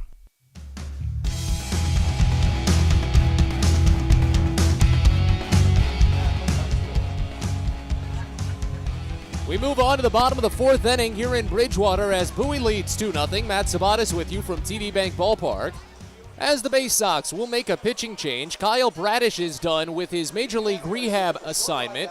Not the full assignment, but just today's outing. He will throw some final tosses in the bullpen to close out his day, just to get full use of his arm before calling it a day officially. But he's done in this game, and Justin Armbruster will take over for the Baysox. The right-hander, 6'4", 230 pounds, 23 years of age from Bellevue, Washington, was a 12th round draft selection out of the University of New Mexico back in 2021. He'll face off against the top of the lineup as Bradish spun 3 perfect innings in his start. 5 strikeouts, 36 pitches. Here's Anthony Volpe. First pitch, a curveball from Armbruster, called for strike. Top edge of the zone, it's 0-1. So from the New Mexico State alum to the New Mexico alum, Bradish to Armbruster, and Aggie to a Lobo. The 0-1 pitch. Fastball high on Volpe, and the count runs even at a ball and a strike. He checked his swing, and the home plate umpire asked for an appeal. I don't think that one was necessary. He definitely didn't go around. Volpe grounded out to shortstop in the first inning. It was a dazzling play by Joey Ortiz. The 1-1 pitch is on an inside fastball called for strike. He got frustrated about that call. Runs the count to a ball and 2 strikes. Ortiz made just a heck of a play. Running up toward it into center field, spinning around after the catch and throwing it a little wild. The 1-2 is a much more reasonable grounder to third base. Picked by Cullen, ripped to first. The throw is high, and Dashbach applied the tag. He leaped off the bag to haul it in. Volpe tried to slide under it, but he got down just a little bit too late, and Dashbach just barely nicked him. A 5-3 putout by inches at best. But on the scorecard, it goes down as a bullet throw right to Dashbox's chest. Here's Elijah Dunham.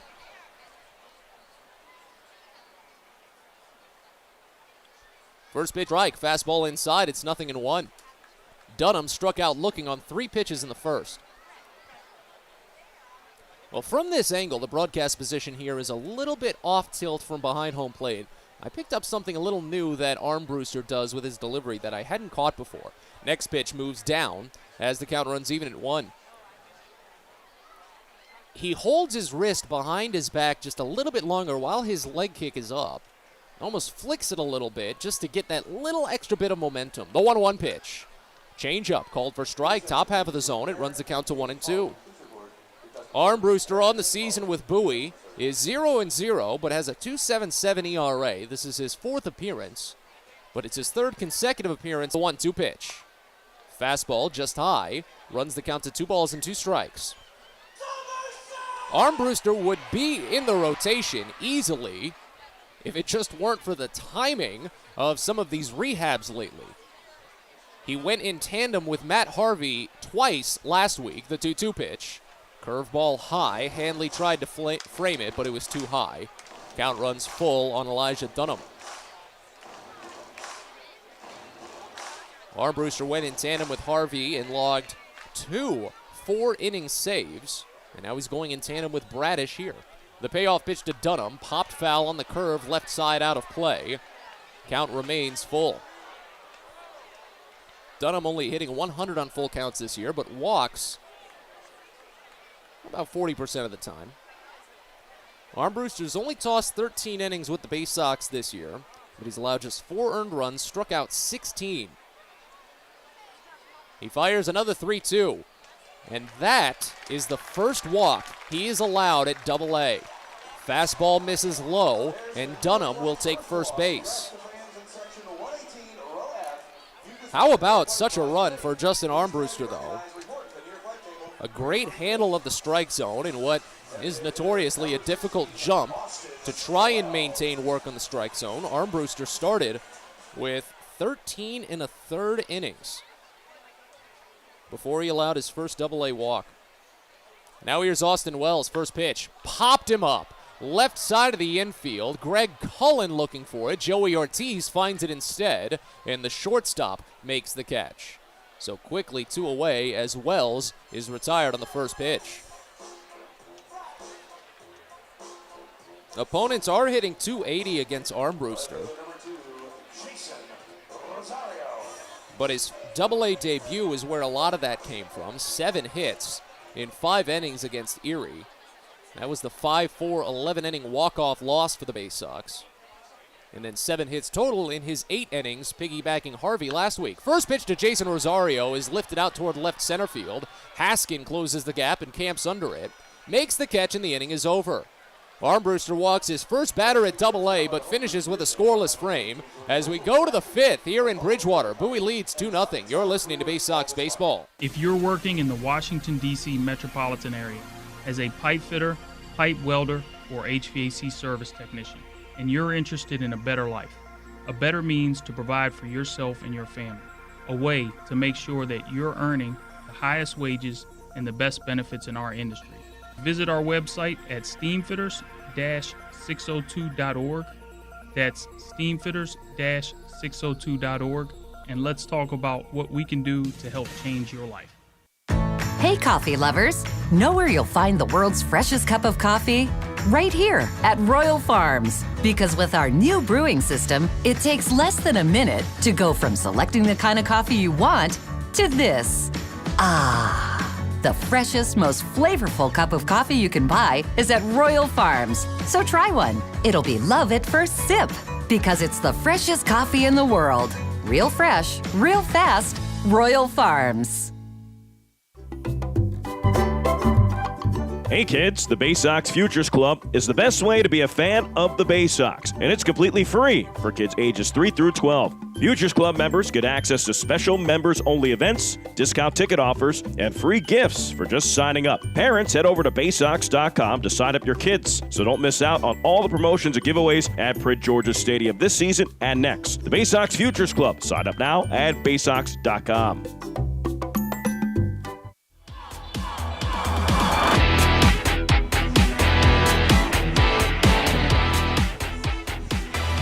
Well, it's always a great pleasure to have you along each and every night. Matt Sabatis with you from TD Bank Ballpark. Thank you for stopping by. Bowie is having a good day. 2-0, they lead over Somerset. As we move to the fifth, it'll be 6, 7, and 8 in the Baysox lineup due-up with Mitch Spence still working on the mound. Left-hander Greg Cullen singled to center field in the second.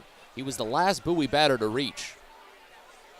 First pitch in from Spence is sliced foul, left side of fastball. It's 0-1. 51 pitches right now for Spence, but he's been getting more and more efficient since a 17-pitch first when the Baysox put on both runs in this game.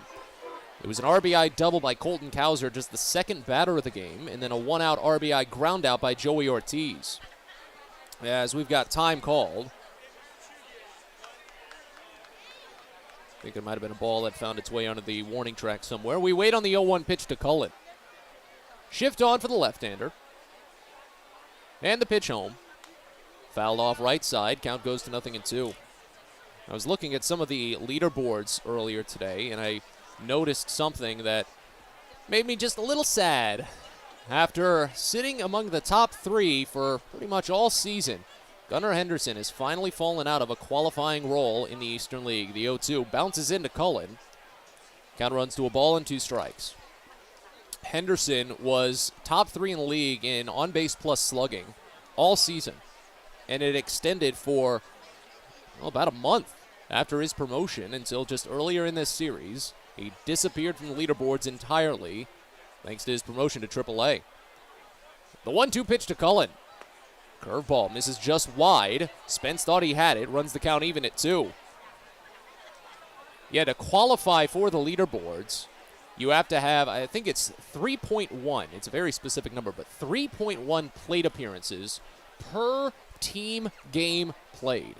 As the 2-2 pitch comes into Cullen, and it's looped in toward right center field, falling quickly, but a sliding grab by Blake Perkins. Hung up just long enough for the center fielder to get down for it. A great play, and Cullen has a base hit taken from him.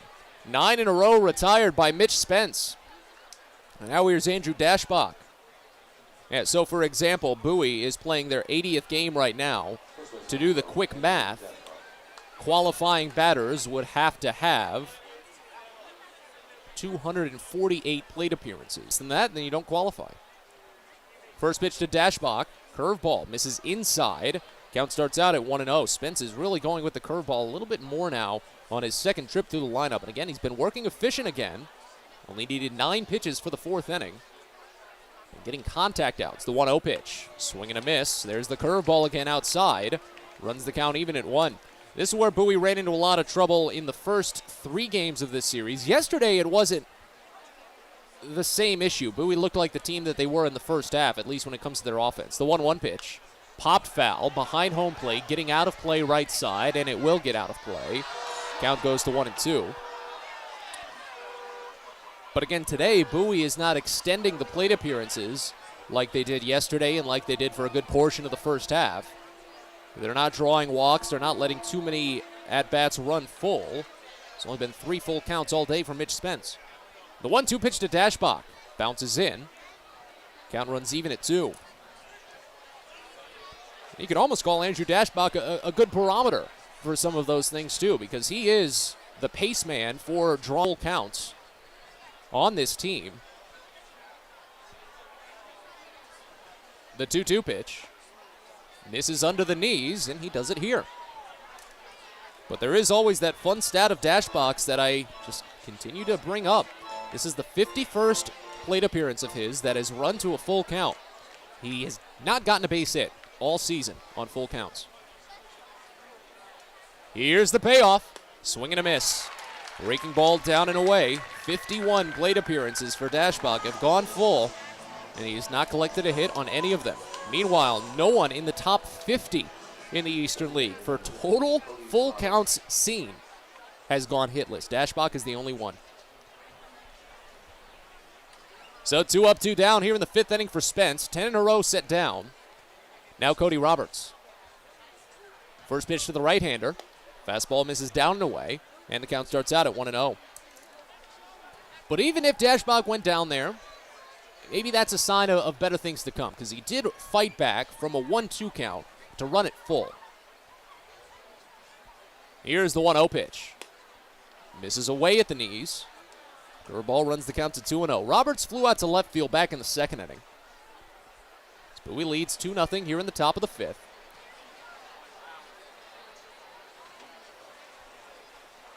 Spence twirls the ball in glove at the waist, sets at the chin, turns and fires the next. A late swing, fouled off right side. 92-mile-an-hour fastball. Roberts got a little bit too low on it, and it runs the count to 2-1. Baysox just trying to freeze after having their hearts broken last night. The 2-1 pitch to Roberts. This one driven out towards shallow right. Dunham sprinting to the foul line. He has to dive, and it falls in foul. That's a risky play as he comes crashing down onto the warning track. He's slow to get up, but he is up. And that pinstriped white jersey is going to be much more brown when he heads back to the dugout. But again, that's a risky play. That's why the warning track is there. You really have to size yourself up and be confident about where the ball is going to be and how quickly you can stop if you're going to slide that close to the wall. Foul ball runs the count even at 2 on Roberts. It's been a 15-pitch inning for Mitch Spence, even though he's not allowed a base runner. The 2-2. Roberts knuckles it in on the hands, and it bounces right to first. It's picked up only about a half step away from the bag by Chad Bell, and he takes that half step backwards to retire Roberts unassisted. Another 3-up, 3-down frame for Mitch Spence. It's his 3rd in a row. Halfway home here in Bridgewater as Bowie leads 2-0. You're listening to Baysox Baseball. We'll get your red capes ready and your iron suits too, because it's Superhero Day at Prince George's Stadium on Sunday, July 31st. You can meet your favorite costumed hero, and the first 750 fans ages 13 and up will pick up a Grayson Rodriguez Superman bobblehead for their own. Not only that, but it'll also be Heroes Day at the ballpark, honoring police, fire, and EMS with a Guns N' Hoses charity softball game. And the Baysox will wear custom Heroes jerseys, auctioned off post-game to benefit the Children's Cancer Foundation. Sunday, July 31st, so get your tickets at Baysox.com. Baseball is a game of specialists, base up hitters. Together, they help their team stand out from the rest. Specialists also help set Chesapeake Employers Insurance apart from other workers' compensation insurance companies. Our health services team includes orthopedic surgeons, nurse case managers, a physical therapist, and more, all to get your employee back to work, contain costs, and keep premiums down. That's teamwork. To learn more, connect with your agent or visit Chesapeake Employers at CEIWC.com. Everyone deserves a great smile, and Rad Orthodontics is here to help you, Bowie Baysox fans. Rad Orthodontics accepts most insurance, and whether it's braces or Invisalign aligners, anyone can get the smile they've been. With 2 of the country's leading orthodontists right here in the DC area, we love to see Baysox fans smile with confidence. So get that amazing smile you deserve. Visit radsmile.com today and book your free consult. That's radsmile.com for Rad Orthodontics, official smile provider of the Bowie Baysox.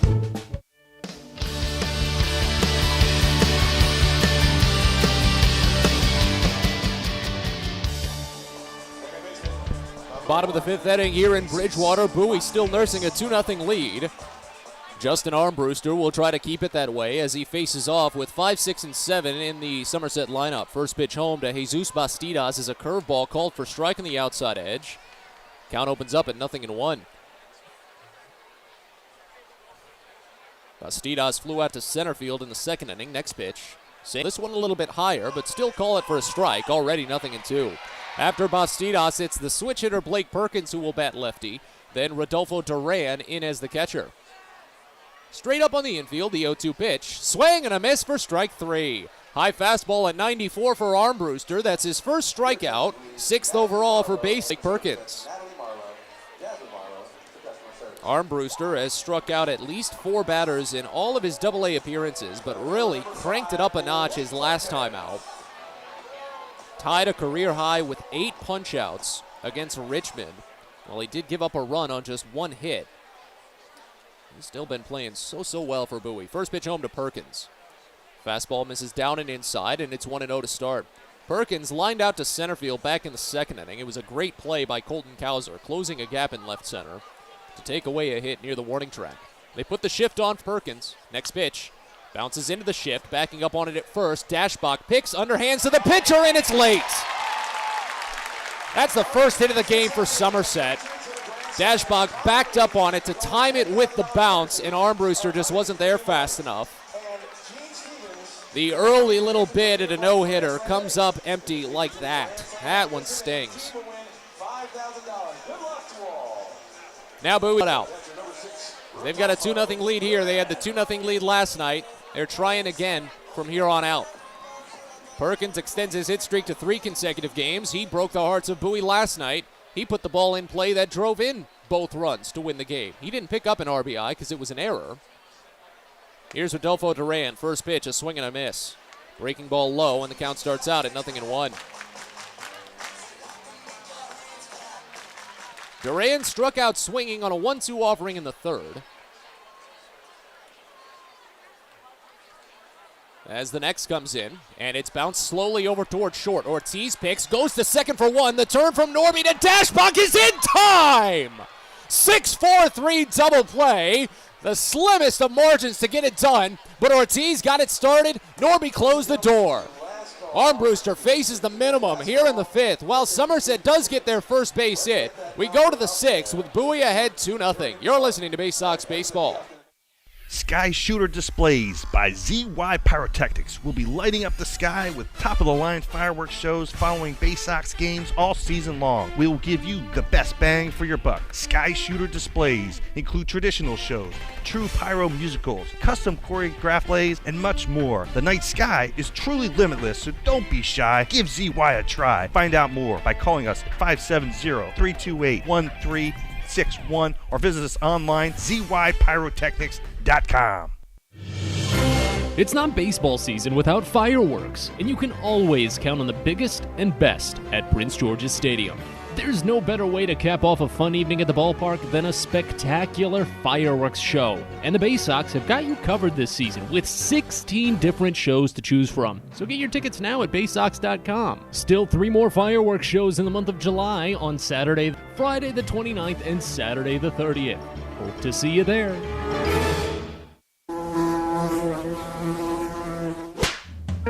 Pest Now is proud to partner with the Bowie Baysox and provide their pest control services. For all your residential and commercial pest control needs, call Pest Now. For general pest control, termite control, mosquito control, and all other pest control services, call Pest Now. You can reach us at 301-231-8300 or visit us online at www.pestnow.com.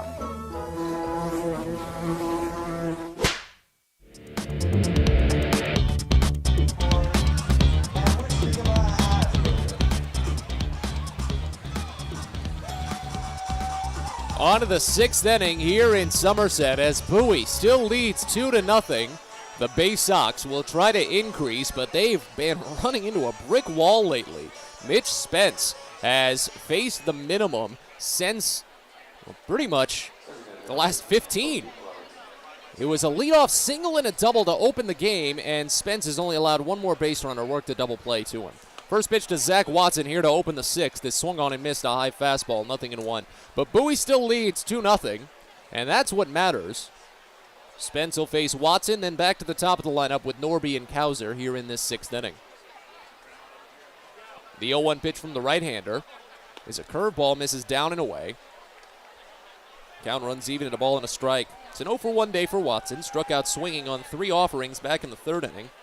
5 strikeouts for Spence, trying to pick up his 6th on his 2nd trip through the order.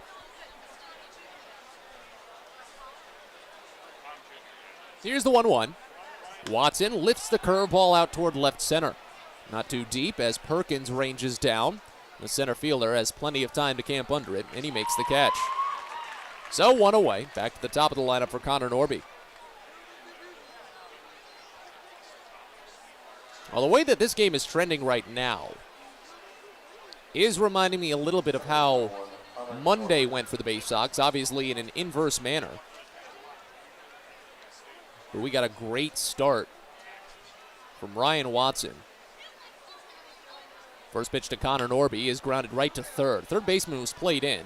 Max Burt rips it to first and beats a handful of steps. 5-3, 2 gone. And Watson pitched well, but allowed only 1 run, and it was the game's only run. He missed 1 pitch. A solo home run to Michael Beltre in the third. Meanwhile, the Baysox were constantly placing runners on against Sean Boyle and couldn't get anything against him. Boyle will start tomorrow, as will Watson. A rematch of Game 1 as the first pitch to Colton Cowser misses away a fastball. Count opens up at 1-0. Cowser doubled to right center field to put Bowie ahead 1-0. He was just the second batter of the game. Scored himself after 2 groundouts. Pitch, curveball, fouled off too early on it. And the count goes even at 1. Shift on for Cowser. He struck out swinging his last time up. As Bowie leads 2-0. Spence looking for another perfect inning. Would be his 4th consecutive. The 1-1.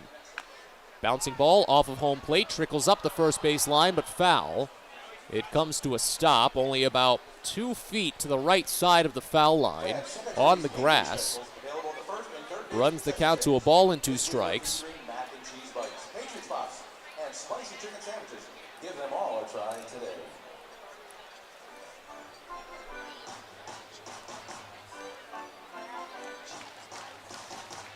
So Cowser had sprinted up the line. He'll have to walk back into the box. Hudson Askin on deck is 0 for 2. Spence comes up to the chin, turns and fires the 1-2. Cowser swings and misses on a curveball down and inside. And the inning is over. 6th strikeout for Mitch Spence. He's retired 14 in a row and sent us to the bottom of the 6th. Bowie leads 2-0. You're listening to Baysox Baseball. Are you interested in beginning or expanding on a career in the pipe fitting, pipe welding, or HVAC service industry? Are you interested in a career path that will set you up for life without experiencing any college debt? And you live in the DC area, the Steamfitters UA Local 602 Apprenticeship Program is the best choice for you. For more information about our apprenticeship program and how to apply, please visit steamfitters-602.org. That's steamfitters-602.org. It takes time to get rich, flavorful coffee beans from the lush mountain regions of Colombia and Brazil to Royal Farms. But less than a minute to get yourself a delicious hot cup of the finest and freshest coffee in the world. Because Royal Farms' new Swiss-made coffee machines grind those rich, flavorful coffee beans and brew them one magnificent cup at a time. It's why Royal Farms makes the freshest and best coffee in the world. Real fresh, real fast. Royal Farms. A birthday bash with the Baysox is the best time at the ballpark. Bring your friends and family out to celebrate and be the star of the show. Dance on the dugout with Louie, play games in the stadium, introduce a batter in the game, and you'll even get to have the stadium sing for you. Baysox birthday parties, an unforgettable, one-of-a-kind experience at Prince George's Stadium. Book yours by calling 301-464-4880 or at baysox.com.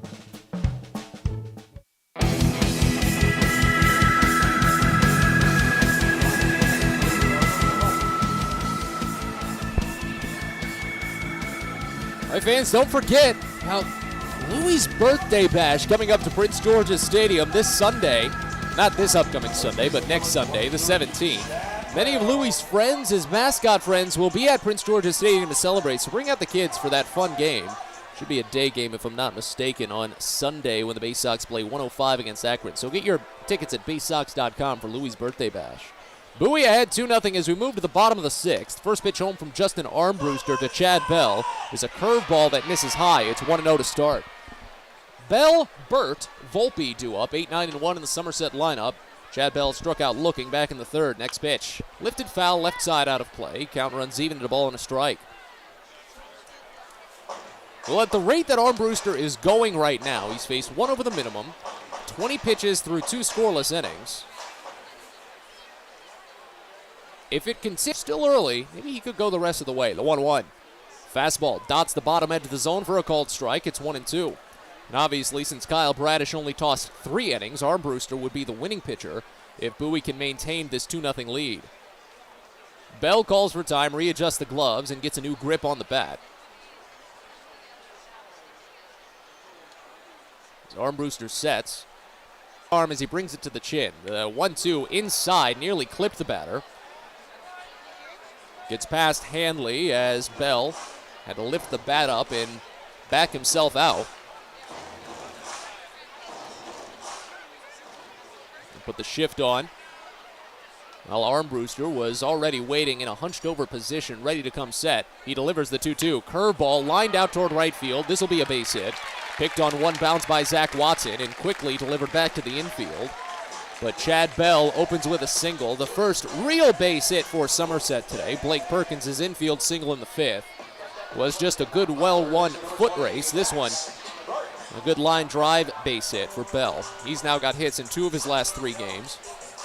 Somerset was constantly getting the leadoff batter on base yesterday. And each and every time, Garrett Stallings shut that down.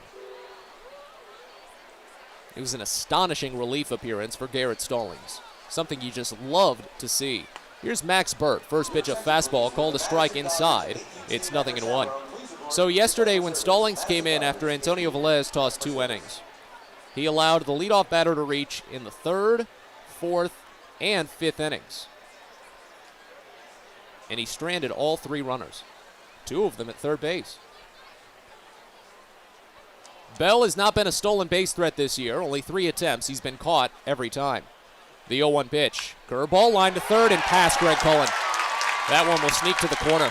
It was a delayed takeoff at first for Bell. He wanted to make sure it wasn't caught, so he stops at second base. That's actually pretty big because of where that ball was located, pretty much hit off of the 317-foot sign in the left field corner. Burt could have easily had a double, but because Bell had to hold up, he couldn't advance past second, so Burt couldn't go to second. It's a simple single, but now it puts tying run on base with nobody out. Volpe. You need to be careful here. Volpe's at a quiet series. He could break out. First pitch to the right-hander is lifted out toward deep center.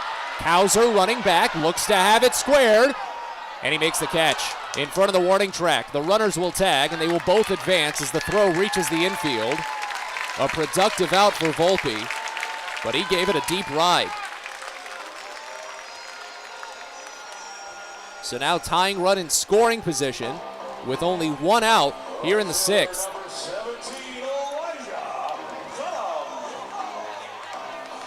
Here's Elijah Dunham.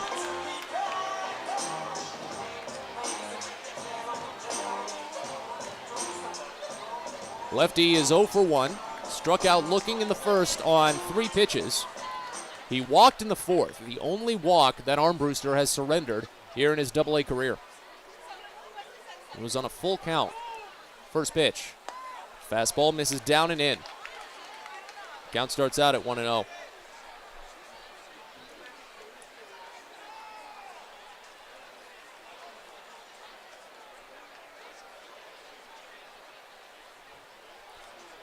Armbruster sets at the chin. Straight leg leans in front of the front side. Next pitch misses down and inside. Again, a fastball. Count goes to 2-0. He's holding opponents to just a 167 average when there are runners in scoring position so far with Bowie this year. But he's behind on Dunham right now. Leadoff singles to open the inning. Both runners now in scoring position after a flyout. The 2-0 pitch. Curveball. That one's a strike. Hit at the letters. Runs it to 2-1. Bowie ahead 2-0 here in the bottom of the 6th. They had the 2-0 lead into the bottom of the 9th with 1 out last night. and suffered their 8th walk-off loss. Here's the 2-1. Fastball grounded to the right side, picked up on a knee by Connor Norby. 1 run will score. The throw goes to first as Bell crosses home. Burt goes to third. Dunham is retired, but an RBI ground out makes it 2-1. Bowie still ahead. So now tying run at third base for Austin Wells. 39th RBI of the season for Dunham. And that's a consequence of the productive flyout by Anthony Volpe. If he didn't get it as deep as he did, then that could have been a double play ball. There would have been a runner at first. Wells 0 for 2 on the day. First pitch to the left-hander is sliced foul. Left side, it's 0-1. Well, as the sun continues to set slowly here in Somerset, you like that alliteration. We've just got a gorgeous orange and purple tinted sky just cresting its way across the clouds out past center and left center field with still some clear blue directly above. The 0-1 fouled off again. A pop fly out of play left side, and the count is quickly 0-2. So a massive chance right now for Armbruster to strand the tying runner at third. He peers in with ball behind waist, sets at the chin. The 0-2 pitch. Swing and just a piece. Hit off of Hanley's glove. Rolled over to the left side. We'll do it again. Bowie ahead 2-1 here in the bottom of the 6th. Momentum has slowly been creeping towards Somerset as the Baysox haven't gotten a base runner since the 2nd on their own offense. Another 0-2. Check swing, fastball, misses high. Run the count to a ball and 2 strikes. Meanwhile, Somerset didn't get their first hit until 1 out in the bottom of the 5th inning, and even that was an infield single. But back-to-back singles to open the 6th, a productive flyout and an RBI groundout as Armbruster steps off the back of the rubber.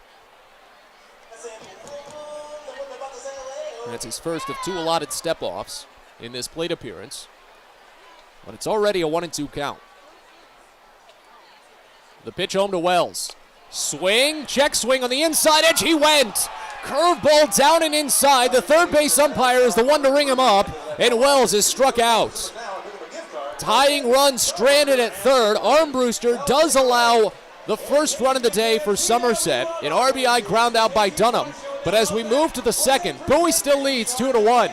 You're listening to Baysox Baseball. From spread to stitches, sore throats to stomach aches, and pulled muscles to poison ivy, care is around the corner at Patient First. Walk in to see a doctor from 8 a.m. to 10 p.m. every day of the year. X-rays, lab tests, and prescription drugs are on site, and most major insurance plans are accepted. For routine illnesses and injuries, Patient First is here for you. Patient First, the name fits. Patient First, proud partner of the Bowie Baysox, open 8 a.m. to 10 p.m. every day. When your commercial plumbing project calls for a job done safely and on time, then your job calls for the plumbers of Local 5 Washington, D.C. Local 5 will always deliver the most skilled and well-trained plumbing craftsmen in the DMV. If you're a contractor who needs safe jobs done well, you need the plumbers of Local 5 Washington, D.C. Start your partnership with them today. Visit local5plumbers.org. That's local5plumbers.org. Well, it's a busy day at Prince George's Stadium on Sunday, July 17th. Princesses and Pirates Day at the ballpark. Don your shiniest crown, wear your fanciest slippers or your peg leg and your eye patch as Prince George's Stadium transforms into a fun fairy tale castle and a swashbuckling ballpark. It's also Louie's birthday bash. Many of Louie's mascot friends will be on hand to celebrate what should be just a fantastic day at Prince George's Stadium. That's Sunday, July 17th, so get your tickets now at baysox.com.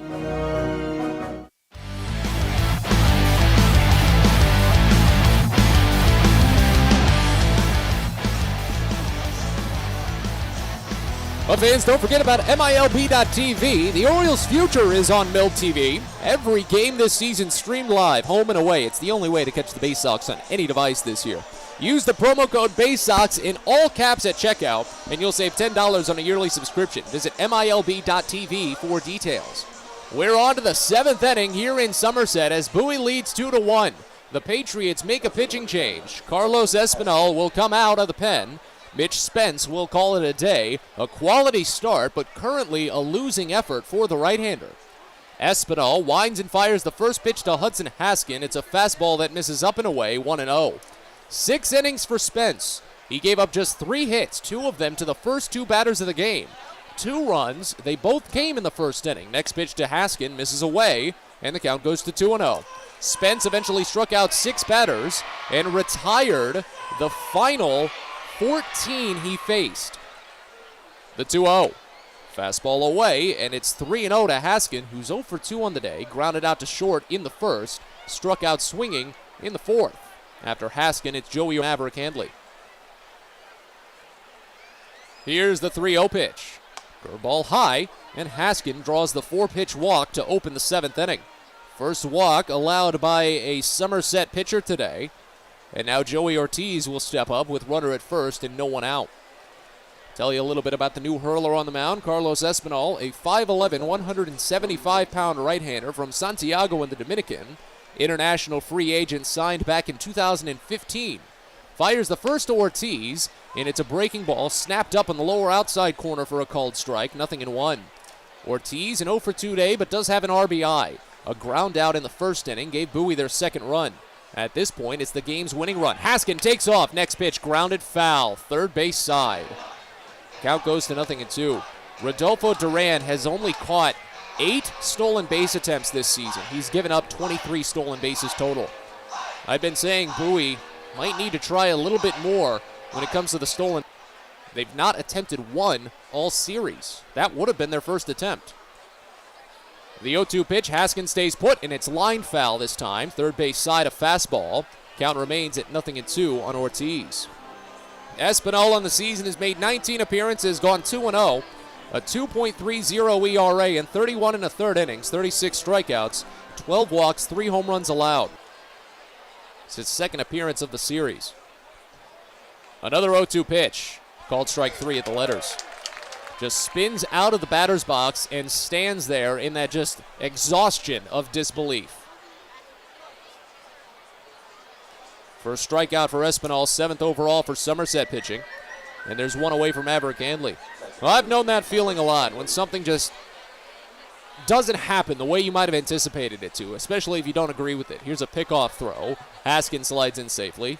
You just stare in the void and think to yourself, that didn't just happen. That was an unbelievable kind of experience. I've had that happen to me plenty. First pitch home to Handley, misses down and away a breaking ball. Starts the count out at 1-0. Handley 0 for 2, struck out swinging in the first, popped out to second base back in the 4th inning.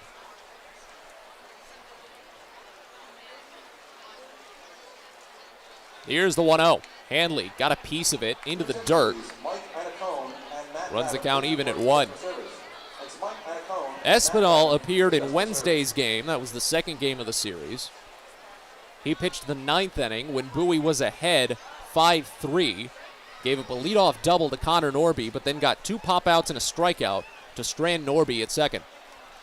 Here's the 1-1 to Handley. Fastball called for strike. Away at the letters, and it runs the count to 1-2. Good called strikes right now for Carlos Espinal. That Wednesday game is the only Bowie win in this series. Another pickoff throw, still no tag. First baseman Bell holds the tag on Haskin as he makes the transfer from hand to foot, standing back up. Haven't seen that too much at these levels, but it's a good habit to get into. The 1-2 pitch, curveball down and away. Handley picked it up in time, and it runs the count even at 2. Bowie ahead 2-1 here in the top of the 7th inning. As we've shifted into the bullpens now for both sides. You could say Bowie's in the bullpen, but technically they're still using one of their starting pitchers. The 2-2 swung on in just a piece. That curveball was only about 2 inches above the dirt. Handley really had to reach down just to get a sliver of wood on it. It rolls back to the screen, and we'll do it again, even at 2. See if Haskin takes off here. There he goes. 2-2 is high for ball 3. Throw to second is in time, and they got him. Haskin tried to slide around it. Bastidas caught it in front of the bag and just snuck the tag back there in time. And that's only the 5th attempt for Askin this season. He's thrown out 2-4. Duran nabs his 9th. Runs the count full on Handley. And the payoff pitch is under the knees for ball 4. That's just as devastating. Oh man, those sting. Obviously, hindsight is 20/20. You don't know how a plate appearance is going to transpire, and you play the numbers to the best that the numbers will play. It's a numbers game, baseball these days. So, but when you see it happen in real time like that, oh, it just steams you a little. Because that would have put Haskin at second base, and now it leads to a mound visit from pitching coach Germán Casadiego. Let's take a look around the Eastern League. A couple of good outcomes for the Baysox today, as a matter of fact. Akron currently giving it quickly to Altoona. They lead 7-1 as that game moves into the 9th inning at Canal Park. Erie could not contain a late rally from Harrisburg. 4 runs in the 8th for the Senators to break a 1-1 tie and beat Erie 5-2. Those are the 2 teams ahead of Bowie at the moment in the Southwest Division. Reading and Richmond are knotted at 4. It was 1-0 Reading for the longest time before Richmond put on 4 runs in the 5th. 3 runs in the 7th for Reading to tie the game. And now they're going into the 8th. Portland ahead of Binghamton 8-5. And New Hampshire leading Hartford 3-1 in the 7th. Bowie ahead just 2-1 in the 7th themselves. Runner at first, 2 away as Greg Cullen digs in. First pitch to the left-hander is a fastball, skims up and in. And it's 1-0 to start. Cullen singled up the middle in the 2nd inning, but he was taken out on a double play. That is the last base hit for Bowie. They have 3. Somerset also has 3. Neither side has an error. Here's the 1-0. Cullen watches curveball, called for strike, middle. Runs the count even at 1. With a left-hander in the box, I could see Bowie maybe trying for the stolen base again. Next pitch. This is down and in. Snapped up the curveball down and inside to run it to 2-1. Handley has attempted 6 steals this season. He's only been caught twice. And again, you play the numbers. Duran hasn't gotten that many. The 2-1. Up and inside, 3-1. I could really see it here. But if you want to wait, see if the count runs full, you'll obviously get the head start on a full count. And if you don't want to hedge your bets after the last caught stealing, maybe you get the walk and you put him at second base anyway. The 3-1 pitch. Handley stays put. And it's called a strike. A snap up in at the knees. So the count runs full, and now Handley will get that head start. First baseman will step off of the bag and play at a routine position. They had the shift on this entire time for Cullen. He pulls it over half the time. Chad Bell doesn't play too far away from the bag. They could still try a pickoff, but now he backs up. There goes Handley. The 3-2 is grounded over the pitcher, hits off of his glove, picked up by Volpe. He tried to tag the runner. He throws it to first. Hanley slid under the tag, but Volpe was quick to react and change the plan. Retires Cullen, what eventually became a 1-6-3 putout.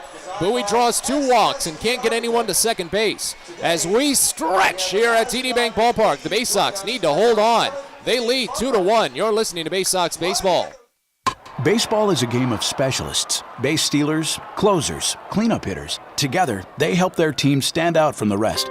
Specialists also help set Chesapeake Employers Insurance apart from other workers' compensation insurance companies. Our health services team includes orthopedic surgeons, nurse case managers, a physical therapist, and more, all to get your employee back to work, contain costs, and keep premiums down. That's teamwork. To learn more, connect with your agent or visit Chesapeake Employers at CEIWC.com.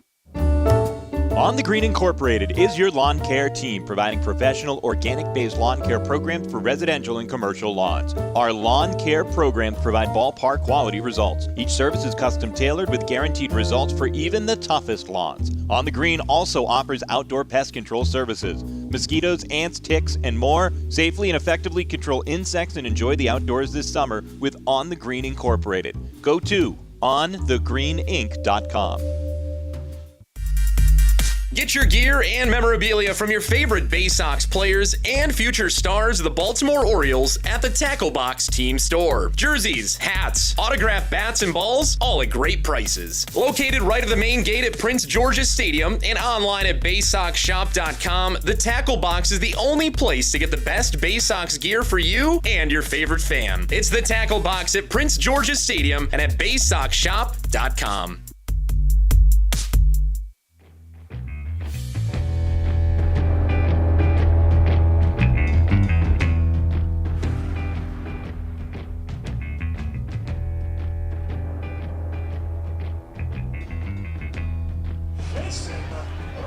Bottom of the 7th inning here in Somerset as Bowie holds on to a 2-1 lead.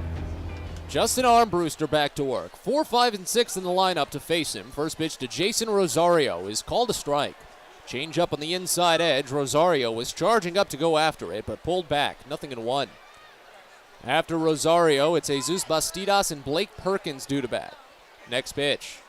Fastball misses high, runs the count even at a ball and a strike. Rosario 0 for 2, struck out looking in the second, flew out to left field in the fourth. Shift on for the left-hander. 4 left-handers and a switch hitter in this lineup. Here's the 1-1 pitch.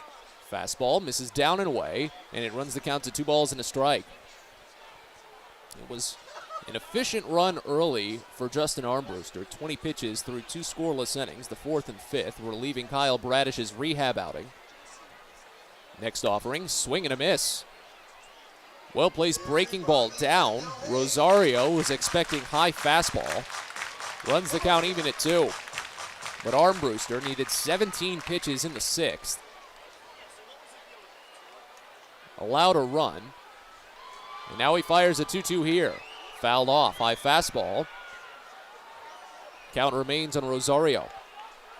He's only 1 for 11 in this series. Really, the top of the Somerset lineup hasn't been that much of a problem for the Baysox this week. It's practically been just the fear of them. At least that's from my perspective. The 2-2 pitch. Popped up foul. Third base side out of play. Count holds. So let's just run down the line. Anthony Volpe this series, when you include today, is just 3 for 16. Elijah Dunham is 3 for 18. Austin Wells is 1 for 16. And when you include today, Jason Rosario is 1 for 11. 2-2, fouled off again, back to the screen. Count holds. Could be recency bias with Rosario, of course. His only hit in this series and his only RBI in this series came last night. He had the RBI double in the 9th inning to break the shutout and set the table for Bowie's 8th walk-off loss of the season. And he's tangling hard with Armbruster right now. Another 2-2 pitch. Curveball fouled off into home plate. Makes its way back to the screen and will do it once more on a 9th pitch.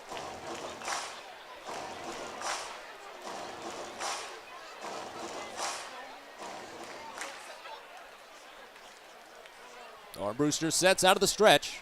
Splits the rubber down the middle. Another 2-2. Grounded over Armbruster towards short. Picked on the run by Ortiz. Sent across the body to first, and it's there. Connor Norby dove for it. I'm not sure if that was a pratfall or if he was going after it just in case Ortiz had missed it. That's the shore glove of Joey Ortiz. A 6-3 putout ranging across the bag, and there's one away. Some good weak contact to win the early battle here in the 7th. So now here's Jesus Bastidas. Right-hander is 0 for 2 on the day. First pitch. Curveball misses low. It's 1-0 to start. Bastidas flew out to center field in an 0-2 pitch in the 2nd. Struck out swinging on 3 pitches in the 5th.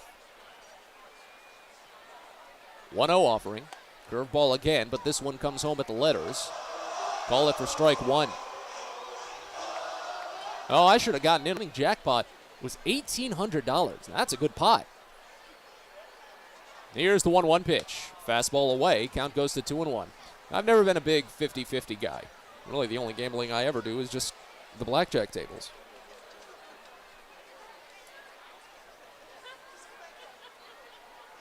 Here's the 2-1 pitch.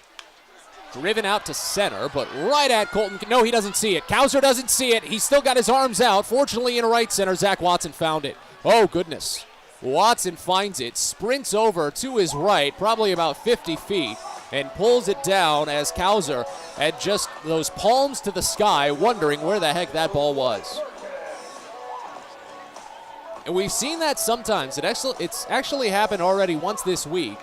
Didn't lead to a ball falling in, but there was a confused outfielder back on Monday. Can't remember who exactly it was, but it's usually something with these new LED lights, just something about the way that they shine.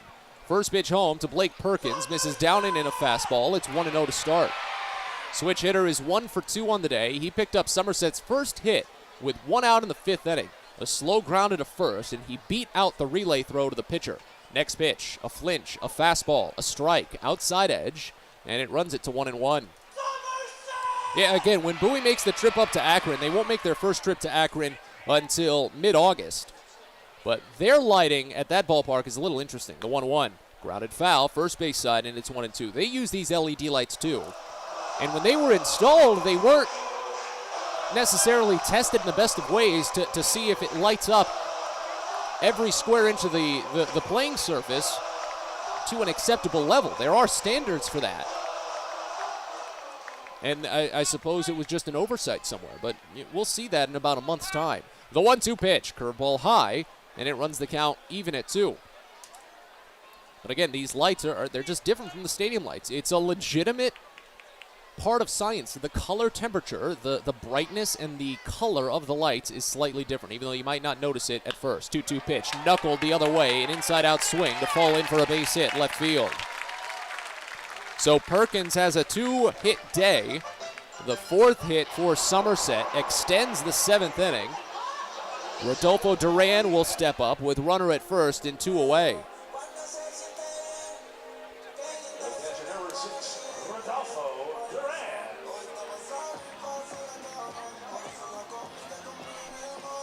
Duran hit into a double play back in the 5th inning. Can't do that here, but he can ground out.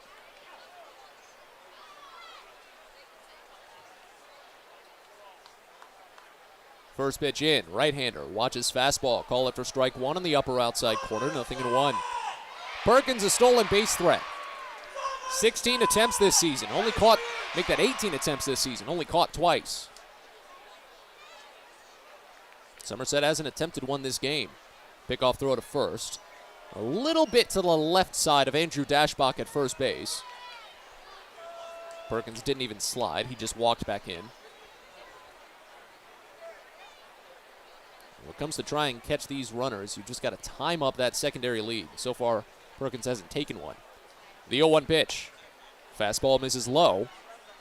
And the count runs even at a ball and a strike on Duran. Aside from the double play, he struck out looking back in the 3rd inning. That was against Kyle Bradish. Again, it was a successful rehab outing for Bradish. 3 perfect innings, 5 strikeouts, 36 pitches. Here's the 1-1 pitch. Swing and a miss. Ahead on the changeup outside, and it's 1-2. At the very least, today from Bradish does get me hopeful about potentially seeing him again for Bowie when Akron comes to town next week. 6-game set at Prince George's Stadium. 1-2 pitch. Swing and a miss for strike 3. Spun a curveball down, and Duran was much too far ahead of it. 3rd strikeout for Justin Armbruster. Strands a 2-out single at first base. And as we go to the 8th here in Bridgewater, Bowie leads 2-1. You're listening to Baysox Baseball. If you own or operate a building or facility, or if you're a general contractor that is located or operates in the D.C. area, there is no doubt that it is important for you to have the best trained and most qualified people working for you.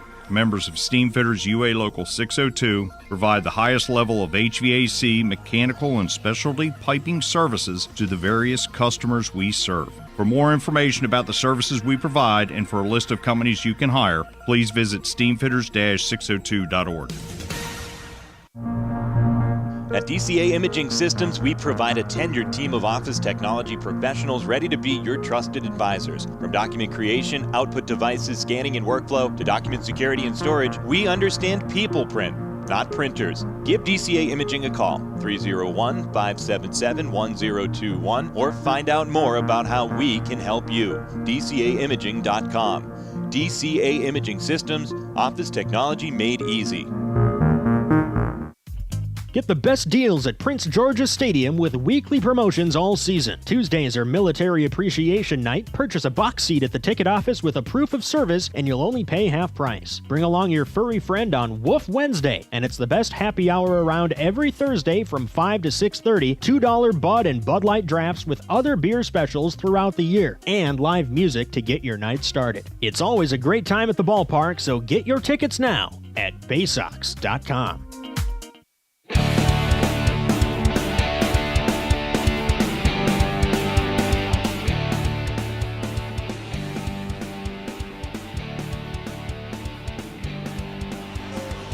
On to the 8th inning here at TD Bank Ballpark in Bridgewater. Matt Sabatis with you as the Baysox still clinging to a 2-1 advantage, trying to increase, but they've not collected a base hit since the first batter of the 2nd inning. Andrew Dashbach will lead off, then Cody Roberts and Zach Watson as they prepare to face a new pitcher. Right-hander Nick Ernst has come out of the bullpen, second reliever of the day for Somerset. He relieves Carlos Espinal. First pitch home to Dashbach is swung on and fouled. Fastball trickles off of home. Nothing in 1 to start. 0 for 2 day for Dashbach. Hit into a double play, struck out swinging in the 5th. Espinal tossed 1 scoreless inning, did not allow a base hit. He struck out 1 batter and walked 2. As the 0-1 pitch comes home, and it's a breaking ball, misses high. Count runs even at a ball and a strike on Dashbach. Bowie did not get a runner to second base in the 7th, however. Hudson Haskin was caught stealing second after leading off with the walk. The 1-1, looping curveball, misses just high, and the count goes to 2-1 on Dashbach. Nick Ernst, a 6'3", 195-pound right-hander from Cincinnati. 15th round draft selection in 2018. The 2-1 pitch. Line drive foul, third base side. That one sends some bodies flying in the Baysox bullpen. They hopped up off of that bench and made sure to get the heck out of the way. Count runs even at 2. Nick Ernst has made 22 appearances this season for Somerset. It's his first this series. He's gone 2-0 with a 4.20 ERA, 30 innings, 38 strikeouts, 17 walks. The 2-2 pitch to Dashbach, swing and just a piece. He was way too far ahead of the curveball and just got a sliver on the front end of the bat. Rolled it foul toward the on-deck circle, third base side. Count remains even at 2. Ernst has allowed 3 home runs this season. The 2-2 pitch, swing and a miss. Same curveball. Dashbach still went after it. And it's the first strikeout for Ernst. 8th overall for Somerset pitching. And now on to Cody Roberts, who's riding an 0 for 2 day.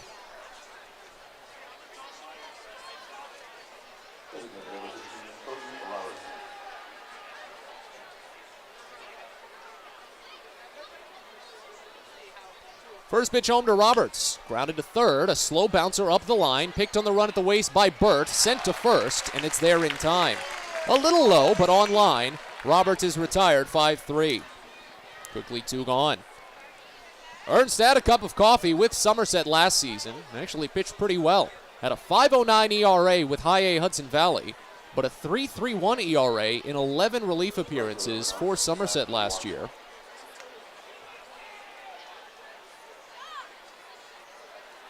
The former Miami Hurricane. He used to be a two-way player in high school, too. Here's Zach Watson, first pitch. A curveball misses away. It's 1-0. Watson 0 for 2 on the day. Struck out swinging on 3 pitches in the 3rd. Flew out to center on a 1-1 pitch back in the 6th. Bowie leads 2-1 here in the 8th. The 1-0 pitch to Watson. Check swing and a high fastball. Count goes to 2-0. Yeah, Ernst was a pitcher and a catcher. That's usually the position you see most associated with players transitioning to pitchers. The 2-0 to Watson. Swing and a miss and a high fastball. It's 2-1. You can really see, you can honestly see pitchers transition to almost any other position on the field, but really only catchers transition to pitchers. The 2-1 pitch, called a strike on a snap up on the lower outside corner. Runs the count even at 2. Kenley Jansen used to be a catcher.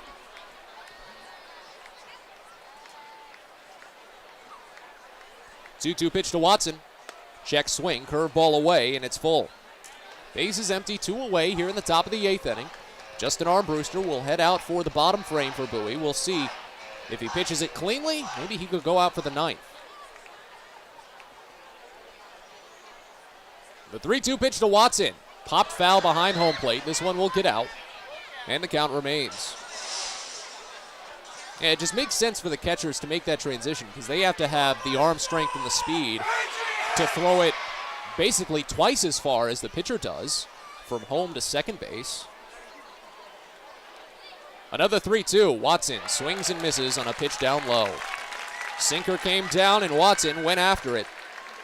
2 strikeouts in a perfect 8th inning for Nick Ernst. We're on to the bottom of the 8th. Bowie leads 2-1. You're listening to Baysox Baseball.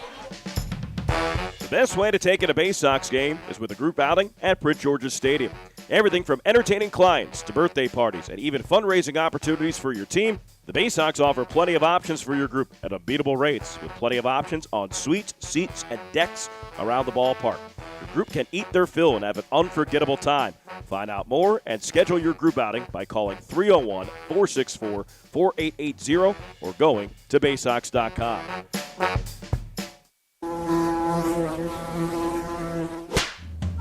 Pest Now is proud to partner with the Bowie Baysox and provide their pest control services. For all your residential and commercial pest control needs, call Pest Now. For general pest control, termite control, mosquito control, and all other pest control services, call Pest Now. You can reach us at 301-231-8300 or visit us online at www.pestnow.com. From bug bites to burns, fevers to flu, and bruises to broken bones, care is around the corner at Patient First. Walk in to see a doctor from 8 a.m. to 10 p.m. every day of the year. X-rays, lab tests, and prescription drugs are on site, and most major insurance plans are accepted. For routine illnesses and injuries, Patient First is here for you. Patient First, the name fits. Patient First, proud partner of the Bowie Baysox, open 8 a.m. to 10 p.m. every day.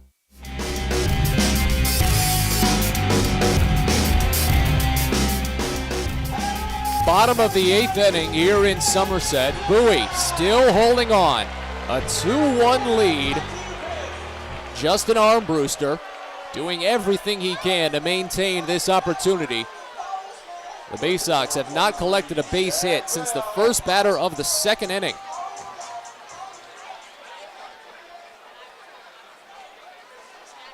But Armbruster has been doing just enough to keep Somerset at arm's reach. He struck out 3 batters against 4 hits and 1 walk in 4 innings of work. First pitch home to Chad Bell, a fastball called for a strike in the upper outside corner. It'll be Bell and Burt to start, then back to the top of the lineup for Volpe. It'll be the 3rd trip through the order once Volpe comes up. The 0-1 pitch, looping breaking ball, just misses down, and the count runs even at 1. Bell scored the only run for Somerset in the 6th inning. He led off with a single to right field, then to second on another single, then to third on a flyout, and scored on a ground out. The 1-1. Swing and a miss. Fastball away, and it's 1-2. 2 critical runs for both teams have scored on groundouts. RBI ground out by Joey Ortiz in the first. It's currently the game's winning run. The 1-2 pitch. Just misses, maybe a bit inside, and it runs the count even at 2 on Bell. Shift on for the left-hander, but he's one of the most consistent spray hitters for Somerset this year. The 2-2 pitch. Misses wide, that one an easier take. Runs the count full. It's only the 2nd full count that Armbruster has dealt today. Elijah Dunham walked. Just the 2nd batter that Armbruster faced. That was back in the 4th. The payoff pitch. Swing and a miss for strike 3. Got a curveball high.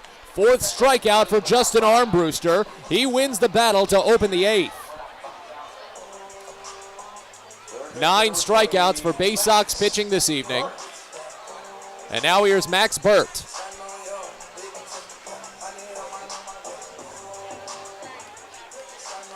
Righty on righty, infield will straighten up now, but Burt's been a heavy pull hitter, 55%. First pitch. Curveball. Call it for a strike. Upper inside corner. 0-1. Burt popped out to second base in the third. He singled to left field in the sixth. It was a helpful single. Put Bell to second. He wouldn't have scored without that hit. The 0-1.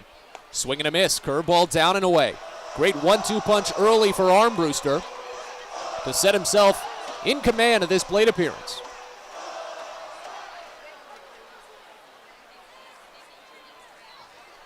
Armbruster sets. Fires the 0-2 pitch. Down and away, a breaking ball. It's 1-2. Well, aside from the pitch black night surrounding this ballpark and the lights that are shining bright here, almost on an island, you can just see the glimpses of cars whizzing by on I-95 out past left field. Those are the only things that break out. The 1-2 pitch, fouled off, back to the screen. Curveball came in high on Burt, and the count holds. But those little headlights and taillights just break their way through the stiff blackness this evening as Bowie leads 2-1 here in the bottom of the eighth. Another 1-2. This one driven out toward deep left center. Kauser running back, looking for the wall, curling around on it. He leaps and it's gone. A game-tying solo home run for Max Burt, his fifth of the season. It's 2-2 here in the eighth.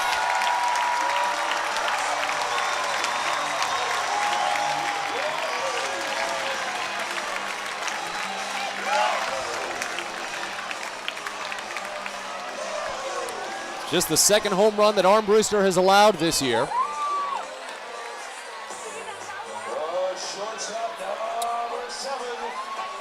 It's the 18th RBI for Burt this season. And it goes back to the top of the lineup for Volpe. First pitch. Fastball misses low. It's 1-0 to start.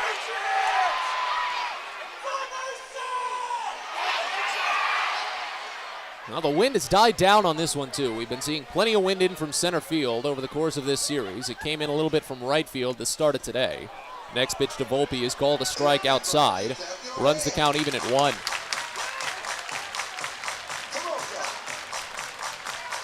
Kauser had a beat on it the entire time, but it was just a little bit too far. Here's the 1-1 pitch. Check swing, fastball misses down and away. It's 2-1. 0 for 3 day for Volpe. He's grounded out twice, once to short, once to third. He flew out to center field his last time up. It was a productive out.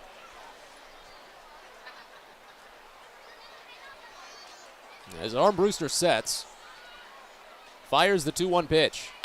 Ground ball, third base, pass Cullen, left field. One out single for Volpe. Go ahead run on base now.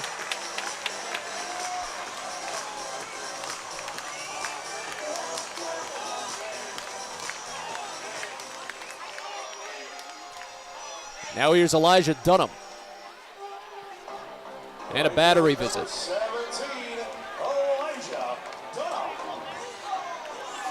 Day is mostly wrapped up for the rest of the Orioles organization. Norfolk holding on to an easy 5-1 lead over Jacksonville at the moment, as pitching coach Josh Conway is going to come out and turn this into a full mound visit. Aberdeen came from behind an early 3-0 deficit, not too far from here in Brooklyn. They scored 7 consecutive runs before Brooklyn finally answered with a little bit, but Aberdeen would still win 7-5. Delmarva saw plenty of rain down at Purdue Stadium this evening, and they had to postpone their game. They'll make it up as a doubleheader tomorrow. So it's a 2-2 game. Bowie led 2-0 after just 4 batters. And since they took that lead, they've managed just 3 base runners and only 1 base hit. We're here in the bottom of the 8th. Kyle Bradish started with 3 perfect innings and a Major League rehab appearance. Justin Armbruster took over in the 4th. 4 batters and a scoreless 4th, the minimum in a scoreless 5th. But then 2 singles and a run across in the 6th, an empty 7th, and now a solo home run by Max Burt here in the 8th. Anthony Volpe with a single stands at first base for Elijah Dunham at the plate. First pitch. Fastball misses away. It's 1-0 to start. Dunham 0 for 2, but he drove in the first of what's now 2 runs for Somerset. He had the RBI ground out in the 6th inning. They put the shift on for the left-hander. He hit into it in that 6th. The 1-0. Inside it hit him. Slider got the ankle. Go-ahead run moves to second.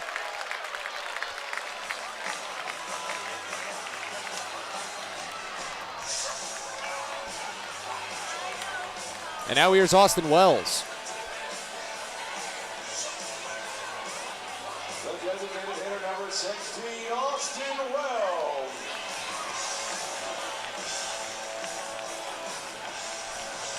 Bowie gets action in their bullpen.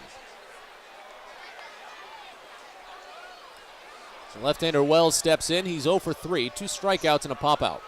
First and second, still only 1 out. First pitch.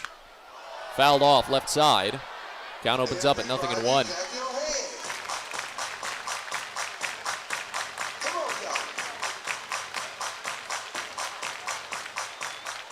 I think that might be Tyler Birch. Warming for Bowie in the bullpen. As Armbruster sets. Here's the 0-1 pitch. Line drive left field right to Haskin. He's there to make the catch. There's 2 away. Well struck ball, but to the wrong spot. And now here's Jason Rosario. Left fielder number 2, Jason Rosario. Rosario kicked off the rally last night in the 9th inning with the double to right field. He's 0 for 3 today with a ground out, a fly out, and a strikeout looking. Go ahead run at second. A 2-2 game here in the bottom of the 8th. First pitch. Fastball misses down and in, and it's 1-0 to start. This is probably going to be the last batter that Armbruster faces at this point. He's at 79 pitches. As Maverick Handley calls for time to direct traffic, stepping out from behind the plate. We wait on the 1-0 pitch. 87 pitches is Armbruster's career high. That was his Double-A debut against Erie 2 weeks ago at this point. The 1-0 pitch to Rosario. Fastball misses down, and it's 2-0.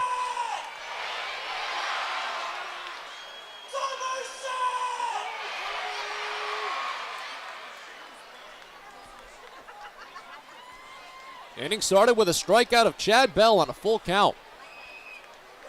Then Max Burt sent a 1-2 pitch over the left center field wall to tie the game up at 2. A single and a hit by pitch has go-ahead run in scoring position. The 2-0 pitch here to Rosario is swung on and missed. Too far ahead of the curveball as the count runs to 2 balls and a strike.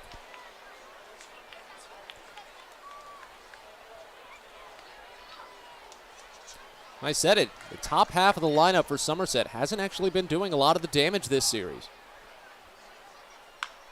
Next pitch, fouled off left side. Runs the count even at 2.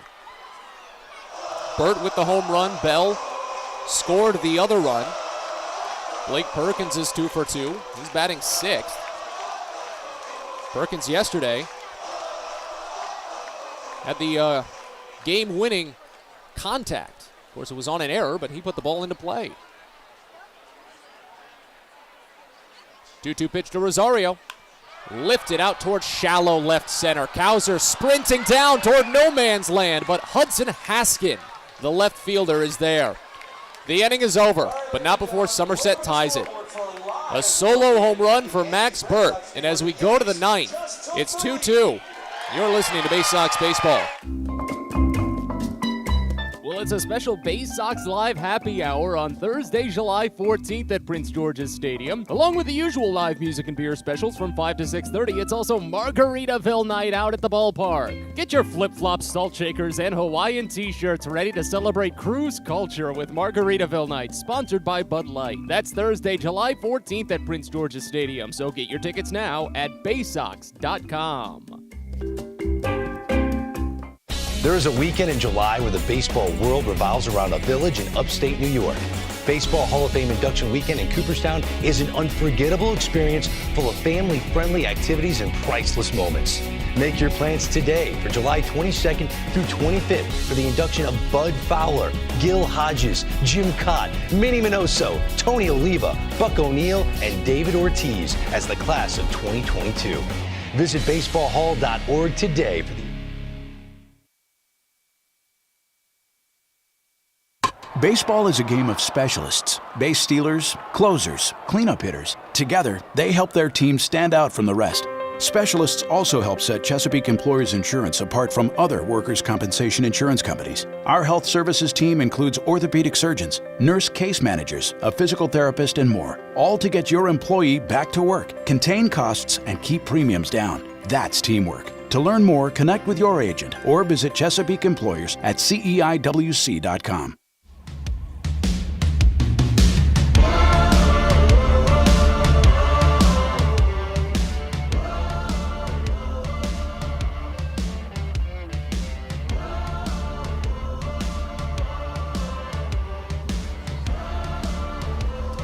We're on to the ninth inning here at TD Bank Ballpark in Bridgewater. Now a 2-2 ball game. The top of the Baysox lineup will face off against a new pitcher, Derek Kraft. First pitch home to Connor Norby, skips in. It's 1-0. Nick Ernst is done. He tossed a perfect eighth in relief. That's it. 2 strikeouts. That's the day. Mitch Spence is taken off the hook thanks to Max Bert's game-tying solo home run in the last half inning. Next pitch, Norby nearly gets clipped by it. Fastball toward the forearms. Runs it to 2-0. Norby, Kauser, Haskin duo. 1-2-3 in the order.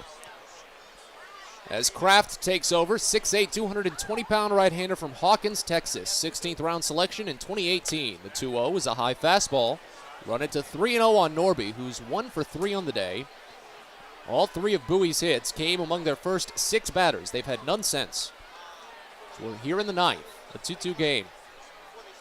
3-0 pitch. That's high. And Norby draws the leadoff walk.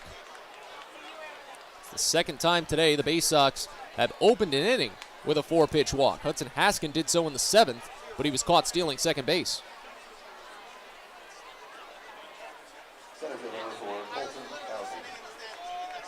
Kraft has been the closer for Somerset this year. Not a save situation, of course, a tie game, but he's made 23 appearances, gone 1-3 with a 4.26 ERA. First pitch. Kauser nearly gets clipped by a curveball. Too far inside, he had to spin around and tuck in that shoulder. 1-0 to start. 5 straight out of the zone for Kraft to start.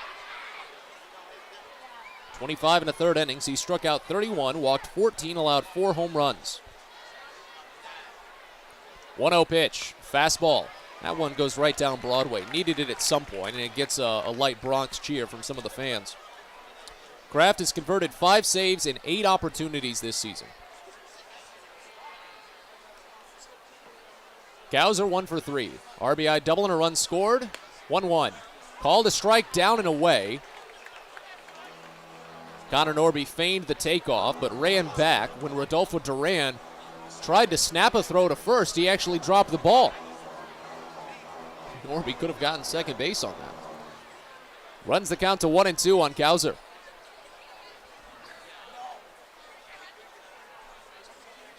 Left-hander steps back into the box.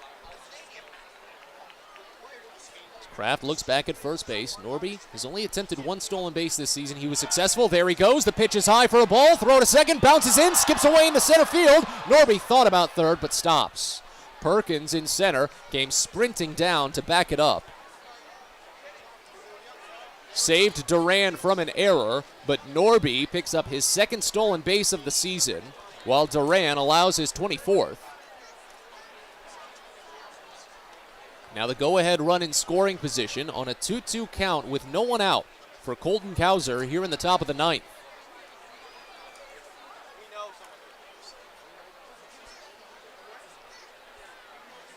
Gives the opportunity for the shift to be played in full. First base doesn't need to stand on the bag. The 2-2 curveball bounced foul. First base side, and it remains on Kauser. Kauser had a pivotal home run back on Wednesday. A solo blast to take it from 3-0 to 4-0. Kept Bowie ahead when Somerset rattled off 3 hits in the 6th inning.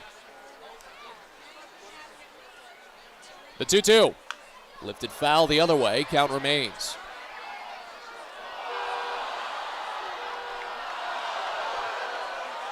Cowser has struck out twice today. Both times swinging. Once in the 3rd, once in the 6th. Both of those were against the starter, Mitch Spence. Again, he's off the hook. Was originally the losing pitcher in a quality start, but now in a tie game, it's a no decision. Another 2-2 to Cowser. Fouled off. Fastball high, goes back to the screen, and the count remains. We'll see an 8th pitch. Looks to be done. Tyler Birch hasn't been warming in the bullpen throughout this half inning, but he's been standing atop the mound. I imagine when we see an out or 2 recorded, he might throw a couple of pitches just in preparation of joining the next half inning. Norby dances off second. Another 2-2 is swung on and missed outside. Cowser strikes out swinging. First punch out for Kraft. 10th overall for Somerset pitching. Cowser has been on the receiving end of 3 of them. And now here's Hudson Haskin.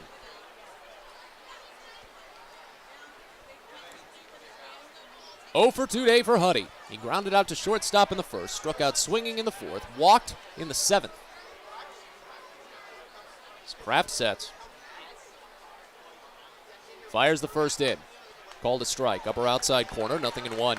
Kraft is making his 2nd appearance of this series. He came in on Monday after Josh Maciejewski had worked into the 9th inning, picked up an out on a lefty-lefty matchup, but then Kraft came in to take the right-handers and struck out Joey Ortiz and Cody Roberts for the save. Norby takes off. The pitch is down and away, and there's no throw.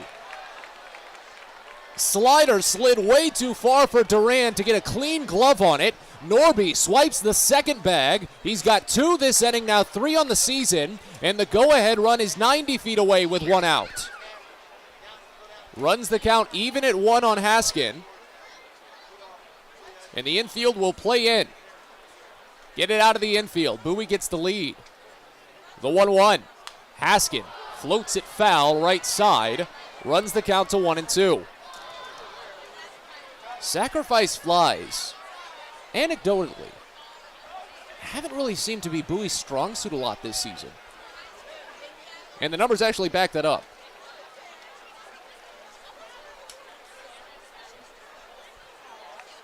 Here in the bottom 2. The 1-2 to Haskin. High, a fastball. He checked his swing. Home plate umpire does not grant an appeal. So it runs the count even at 2.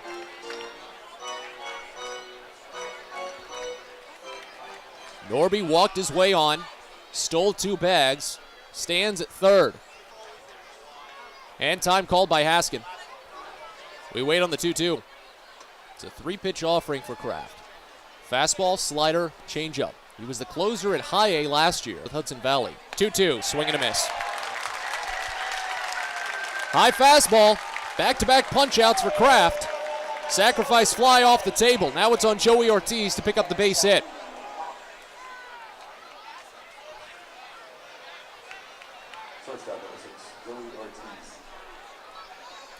Oh for 3 day for Ortiz. Each 2nd run, their last run, with a ground out in the 1st. First pitch, called a strike. Fastball away at the letters. 0-1. Ortiz flew out to left field in the 4th, struck out looking in the 7th. Runner at 3rd, 2 away. The 0-1. Fouled off. Top of the wood, off of the catcher's mask, and it's 0-2. In the bottom of the 9th, Tyler Birch will come on. He'll face 5, 6, and 7 for Somerset. Bastidas, Perkins, and Duran. Perkins has 2 hits. As Kraft sets. The ball wide. A ball and 2 strikes. Ortiz has been having a great month of July. You want to see it continue here. 296 average in the month. He's only struck out 3 times. 1-2, floated, left field, over Volpe! Into left field, a base hit, and Norby scores!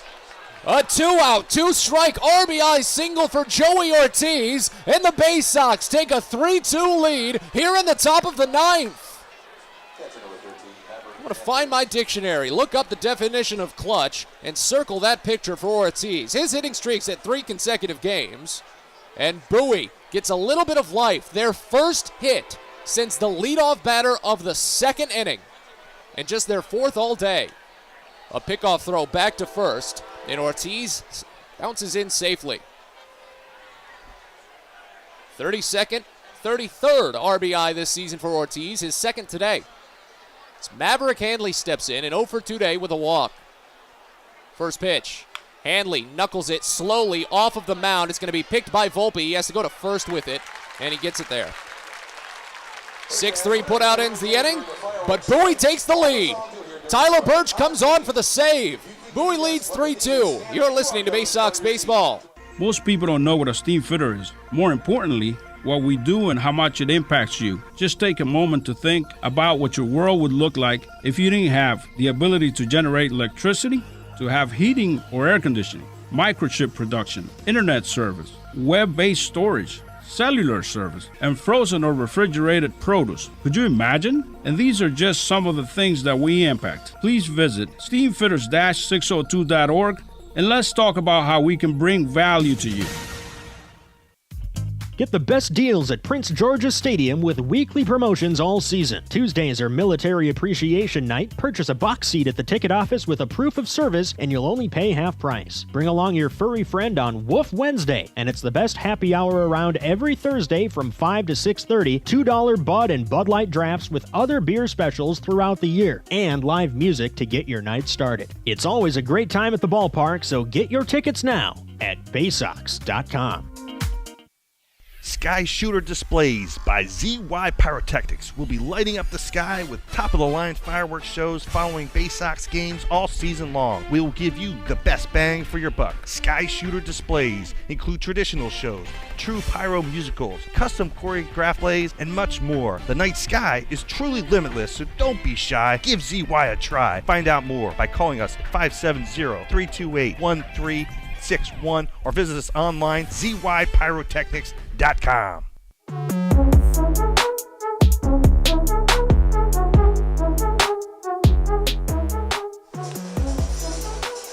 Well, it is always just an honor to be able to bring this game along to you each and every night from the ballpark, wherever Bowie may be. Today it's in Bridgewater, New Jersey, and it's been a fun day.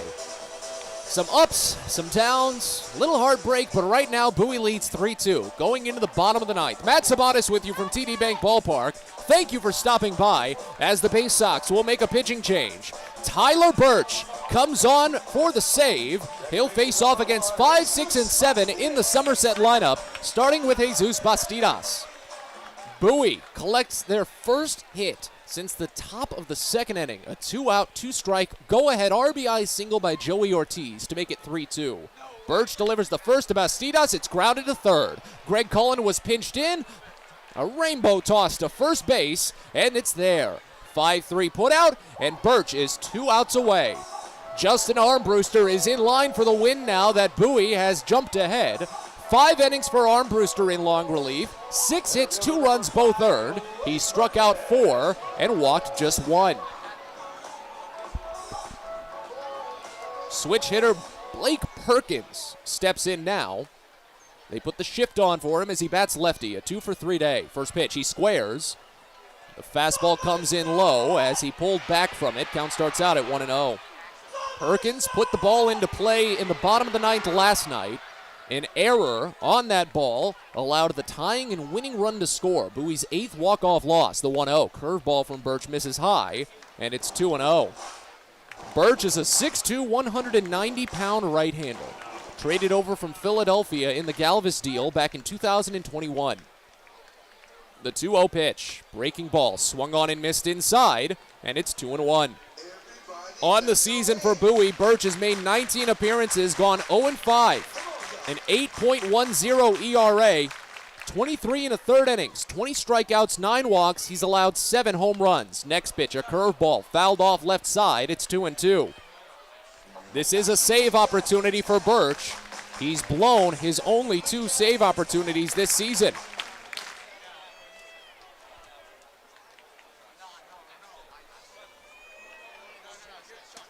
He foots the rubber, first base side out of the stretch, holds behind the waist, and comes set at the waist.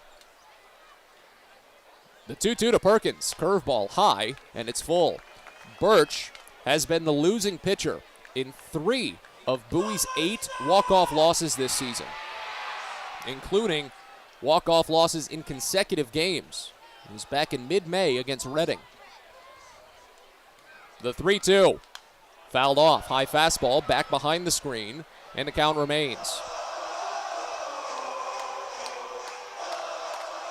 But Bowie has been a team known for their short-term memory this year, not letting the emotions get the best of them, especially based on previous outings, previous days, previous at-bats. The 3-2 to Perkins. Line drive, right field, a run in from Watson, and he makes the catch. Chin high, great speed and reaction in right, and there's 2 away. Rodolfo Duran is the last chance for Somerset here in the bottom of the 9th.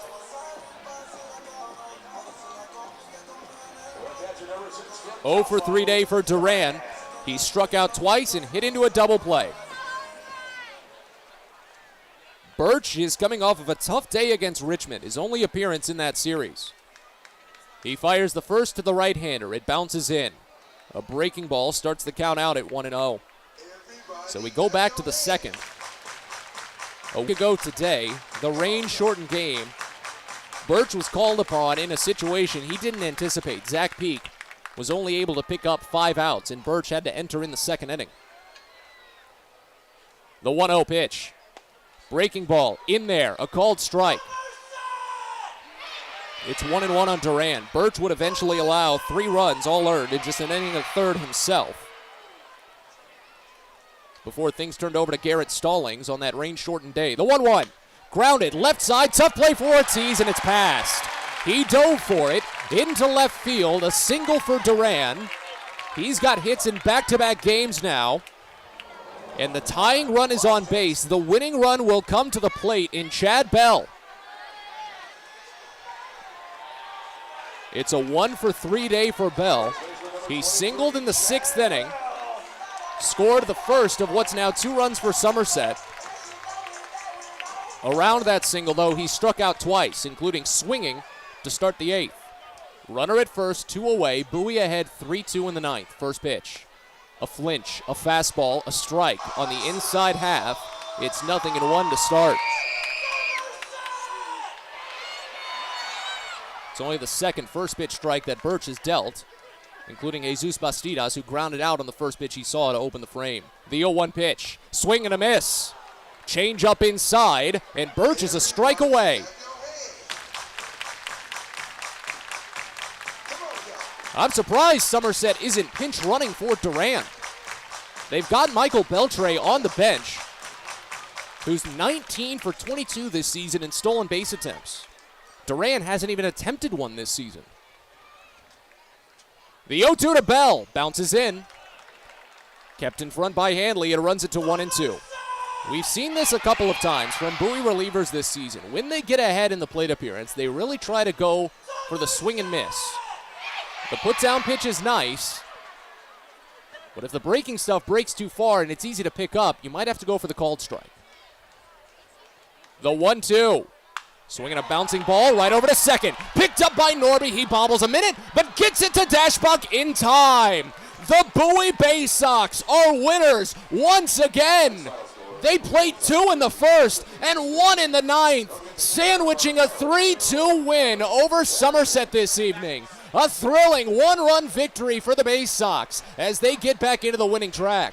We've got plenty to come here with Baysox postgame as Bowie takes down the Yankees affiliate tonight. A big 1-run win. We'll be back in a bit. You're listening to Baysox Baseball. It takes time to get rich, flavorful coffee beans from the lush mountain regions of Colombia and Brazil to Royal Farms. but less than a minute to get yourself a delicious hot cup of the finest and freshest coffee in the world. Because Royal Farms' new Swiss-made coffee machines grind those rich, flavorful coffee beans and brew them one magnificent cup at a time. It's why Royal Farms makes the freshest and best coffee in the world. Real fresh, real fast. Royal Farms. At Luminous Health, we want you to feel your best. This summer, take the time to catch up on your annual health screenings. Visit us at our Anne Arundel Medical Center, Doctors Community Medical Center, or one of our primary care offices in your neighborhood. At Luminous Health, you are the MVP. Learn more at luminoushealth.org. Fielder's Choice Flex Packs with the Bowie Baysox. The best value to see the best games at Prince George's Stadium. You could save up to 30% on your selected seat from day one and enjoy a number of exclusive member benefits, including flexible exchange options, discounts on suite rentals, special access to the Diamond View restaurant, and a free members collectible at your first home game of the year. Get your pack now by calling 301-464-4865 or heading online to baysox.com. At DCA Imaging Systems, we provide a tenured team of office technology professionals ready to be your trusted advisors. From document creation, output devices, scanning and workflow, to document security and storage, we understand people print, not printers. Give DCA Imaging a call, 301-577-1021, or find out more about how we can help you. DCAimaging.com. DCA Imaging Systems, office technology made easy.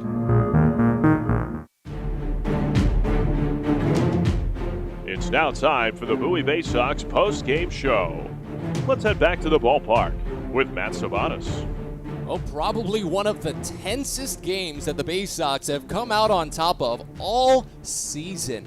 Bowie puts 2 runs on in the first inning, goes hitless for what was eventually 6 total innings in a row from the 3rd into the 9th, and a 2-out, 2-strike RBI single to break a 2-2 tie, giving Bowie the 3-2 win. What a game for the Baysox as they get back and break out of a brief 2-game losing skid against Somerset. We get it rolling for you here on Baysox Postgame. Matt Sabatas with you from TD Bank Ballpark in Bridgewater. We'll recap this one in depth, get you some of the key highlights from today's game, and then look around the Eastern League, see how this win might help Bowie in the standings around the Southwest Division. But first we recap. We go all the way back in time to the faraway land of 7:08 p.m. when first pitch came home from Mitch Spence to Connor Norby, and it was a quick first pitch because Norby saw it and served it right into left field for a single. He had a big opportunity. Norby's got wheels, and we'll talk about that more in a bit, because when Colton Cowser stepped up, he showed off those wheels and turned it into a run for Bowie. The 1-2 pitch to Cowser is ripped on a line to right center field, cutting the gap and rolling toward the wall. Norby has the wheels around second, headed to third, and gets the wave. It's picked up by Perkins in center. The throw comes in low, and it's bobbled. Norby slides in safely. An RBI double for Colton Cowser and the Baysox. 2 batters in, lead 1-0. It was a big double for Cowser. It put him to second base, of course, and Hudson Haskin grounded out to shortstop, allowing Cowser to move to third. Still only 1 out, so Bowie had plenty of options to get in that second run. Joey Ortiz was the one to get it done. He fires the 2-2. Ortiz bounces it high to third. It's a leaping grab by Max Burt. He can't go home with it as Cowser slides home and tumbles over himself. The throw goes home, but Ortiz drives in the run. A 5-3 putout, and it's 2-0 Bowie. So the Baysox would take that 2-0 lead into the bottom of the first, where Kyle Bradish took over. Major League rehab assignment following a shoulder issue, and Bradish was spotless. 3 up, 3 down with 2 strikeouts on 13 pitches. And in the top of the second, the Baysox got a leadoff single by Greg Cullen. But that would be it for a long time, because Cullen was taken out on a double play, and the inning was quickly over while the Baysox only sent the minimum to the plate. Meanwhile, though, between the second and third for both teams, the pitchers worked clean. Spence set down the Baysox in order in the third, and as mentioned, Kyle Bradish was perfect in his rehab outing. 9 up, 9 down, 5 strikeouts. So we'll go to the fourth. But meanwhile, at this time, Bowie's offense was in a bit of a slow run. They weren't really able to get anything going against Spence. They went down in a span of 14 up, 14 down, all the way through into the seventh. Brewster had come on for the 4th inning. He pitched fine in the 4th, but did walk his first batter at Double-A, a 1-out walk to Elijah Dunham. But in the 5th, he used a little bit of defensive help to pitch a scoreless frame. As the next comes in, and it's bounced slowly over towards short. Ortiz picks, goes to second for 1. The turn from Norby to Dashbach is in time! 6-4-3 double play. The slimmest of margins to get it done, but Ortiz got it started. Norby closed the door. We might call this the Joey Ortiz game in a little bit, but hey, he was playing out of his mind. You can't take anything away from that. After Bowie went down in the top of the 6th, it was back to Armbruster to try and maintain the 2-0 advantage, but as the cracks were showing, Somerset was able to sneak one through. Leadoff single by Chad Bell and another single by Max Burt put runners at first and second with nobody out. A deep flyout from Anthony Volpe advanced both runners, and that was enough for Elijah Dunham to drive in one. Here's the 2-1. Fastball grounded to the right side, picked up on a knee by Connor Norby. One run will score. The throw goes to first as Bell crosses home. Burt goes to third. Dunham is retired, but an RBI ground out makes it 2-1. Bowie still ahead. Armbruster would get out of the frame from there when he struck out Austin Wells. But into the 7th inning, a new pitcher took over, Carlos Espinal, replacing the starter Mitch Spence. Espinal did walk 2 batters, but did not allow anyone to reach second base thanks to a caught stealing. After the stretch, it was a 4-up, 3-down inning for Justin Armbruster. Gave up a 2-out single, but picked up his 3rd strikeout to work scoreless. And a new pitcher in the 8th, Nick Ernst, set down the side in order with 2 strikeouts. In the bottom of the 8th, Bowie just needed 6 outs, but Armbruster, he just ran into one wrong pitch with Max Burt, and this game had a whole different outlook. Another 1-2. This one driven out toward deep left center. Cowser running back, looking for the wall, curling around on it. He leaps, and it's gone. A game-tying solo home run for Max Burt, his 5th of the season. It's 2-2 here in the 8th. So Armbruster had to work around that, and then a single from Anthony Volpe and a hit by pitch of Elijah Dunham. That put the go-ahead run to second base with only 1 out. But Austin Wells lined out to left field, and Jason Rosario flew out to left field, stranding the runners and keeping the game knotted at 2 into the 9th inning. Big opportunity for the Baysox. Connor Norby against Derek Kraft, the usual closer for Somerset. Norby saw 4 straight pitches out of the zone to take first base cleanly, and he wasn't going to waste that opportunity. Stole second and stole third. But Colton Cowser and Hudson Haskin both struck out swinging, so it was runner at third, 2 away, but we needed the base hit. Joey Ortiz was down a ball and 2 strikes, but he still got it done. Only struck out 3 times. 1-2, floated, left field, over Volpe! Into left field, a base hit, and Norby scores! A 2-out, 2-strike RBI single for Joey Ortiz, and the Baysox take a 3-2 lead here in the top of the 9th. What a clutch hit that was for Ortiz. He was responsible for 2 of the 3 runs for Bowie today, 2 RBI for 33 on the season. He was left stranded at first after Maverick Handley grounded out, but into the bottom of the 9th, it was on to Tyler Birch to try and pick up the save. He got 2 quick outs, a ground out by Jesus Bastidas and a fly out by Blake Perkins. Rodolfo Duran singled to left field, representing the tying run. In the winning run, Chad Bell came up to the plate, but Birch kept it low in the zone and picked up the easy grounder. The 1-2. Swinging a bouncing ball right over to second. Picked up by Norby. He bobbles a minute, but gets it to Dashbuck in time. The Bowie Baysox are winners once again. They played 2 in the 1st and 1 in the 9th, sandwiching a 3-2 win over Somerset this evening. A thrilling 1-run victory for the Baysox as they get back into the winning track. So your final box in this one. Bowie scores 3 runs on just 4 hits. They didn't commit any errors, and they only left on 2.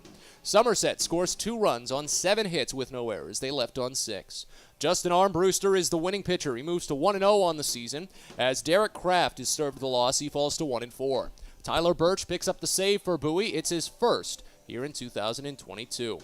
Game was played in 2 hours and 24 minutes in front of a paid attendance here at TD Bank Ballpark of 6,164. With the win, Bowie moves to 34-46 on the season, a 1-game winning streak for the Baysox. Somerset falls to 49-31, a 1-game losing streak. Bowie is now 7-4 in the second half. Somerset 5-6. 2 sides will meet again tomorrow to close the 6-game series, and we'll preview that game in just a little bit. But for now, we break, and when we come back, we'll do some scoreboard watching, check in on the Eastern League and the Orioles organization, see how Bowie fares in the Southwest Division after today's win. Again, it's Bowie 3, Somerset 2. We're back after this. You're listening to Baysox Postgame. Everyone deserves a great smile, and Rad Orthodontics is here to help you, Bowie Baysox fans. Rad Orthodontics accepts most insurance, and whether it's braces or Invisalign aligners, anyone can get the smile they've always wanted with our flexible payment options. With two of the country's leading orthodontists right here in the DC area, we love to see Baysox fans smile with confidence. So get that amazing smile you deserve. Visit radsmile.com today and book your free consult. That's radsmile.com for Rad Orthodontics, official smile provider of the Bowie Baysox.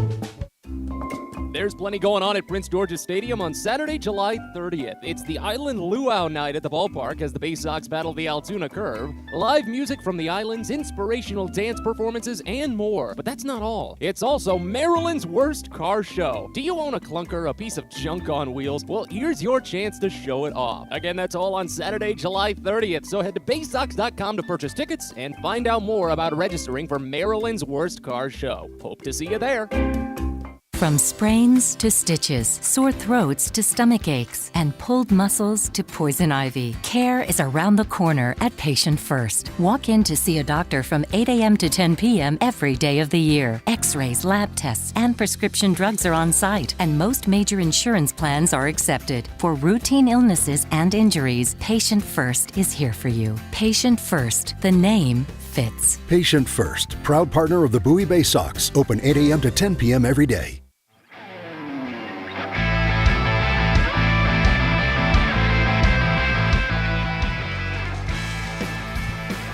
We're back one final time to Bridgewater as we continue on with Baysox postgame. Matt Sabatis with you from TD Bank Ballpark as Bowie takes down Somerset. A go-ahead RBI single by Joey Ortiz in the ninth for a 3-2 win. As we look around the rest of the Eastern League, this win will definitely help Bowie when they try to hunt for another top spot in the standings. Of course, they still came into today 2 games out of first, or rather a game and a half out of first place, so they can't jump into first place outright, but they can get much, much closer. And fortunately, the other finals in the league have helped them accomplish that.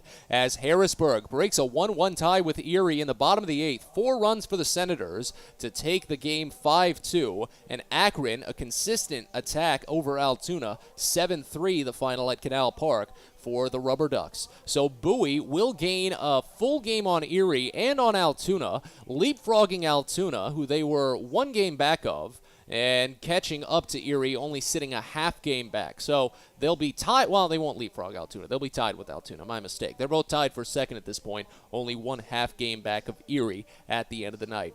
Other scores around the league, Reading coming from behind a 4-1 deficit and putting on 6 runs after the 6th inning to just sneak by the Richmond Flying Squirrels this evening, 6-5 down at the Diamond. It was a blowout for Portland as they put on a consistent attack early, middle, and late, taking down Binghamton 11-5, and then New Hampshire holding off a very late rally from Hartford, leading 5-1 into the 9th, giving up 3 runs before. Around the Orioles organization, Delmarva didn't get to play today. They had too much rain down at Purdue Stadium, so they were postponed with Salem. They'll play the Red Sox affiliate in a doubleheader tomorrow to make that game up. At the high A level, Aberdeen fell behind early to Brooklyn 3-0, but put on 7 straight runs before Brooklyn finally broke the skid. 7-5, though, Aberdeen was able to cruise to the win. And then Norfolk taking down Jacksonville today, 5-1. Robert Newstrom picked up his 10th home run at AAA this year. And then, of course, the Orioles have been the big story of the day. 1-0 over the Angels this evening. I guess you could say this afternoon. It was done before we started today's game. But 1-0 over the Angels over at Orioles Park at Camden Yards. 7 straight wins for the O's. You love to see it. Just want to see it continue, and hopefully Bowie can get some of that good luck too. Of course, the score we care about most on this production is that of Bowie's, and it was a good one today. As the Baysox take down Somerset 3-2, Bowie now trails in the series just 3 games to 2, and they'll have an opportunity to force a series split tomorrow in the finale of the tilt. Ryan Watson will get the start, a 5-3 record and a 3.66 ERA. Sean Boyle will start for Somerset, 5-4, a 4.92 ERA. A rematch of Game 1. It'll come your way at 5:05, which means a DCA Imaging Systems pregame show of 4:45. For now, though, we say so long and good evening to you from TD Bank Ballpark in Bridgewater. Matt Sabatis saying thank you so much for stopping by as Bowie takes down Somerset tonight, 3-2. We'll talk to you tomorrow.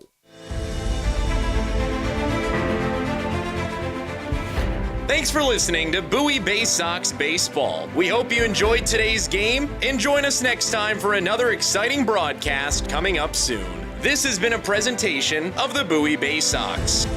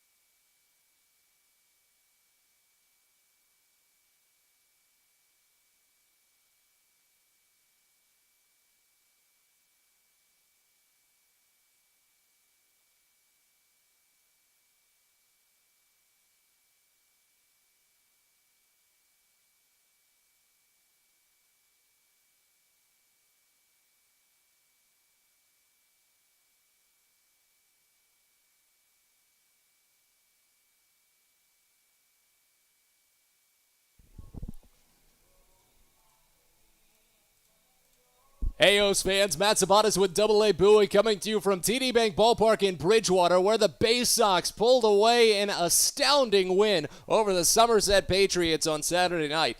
3-2 on, what the hell?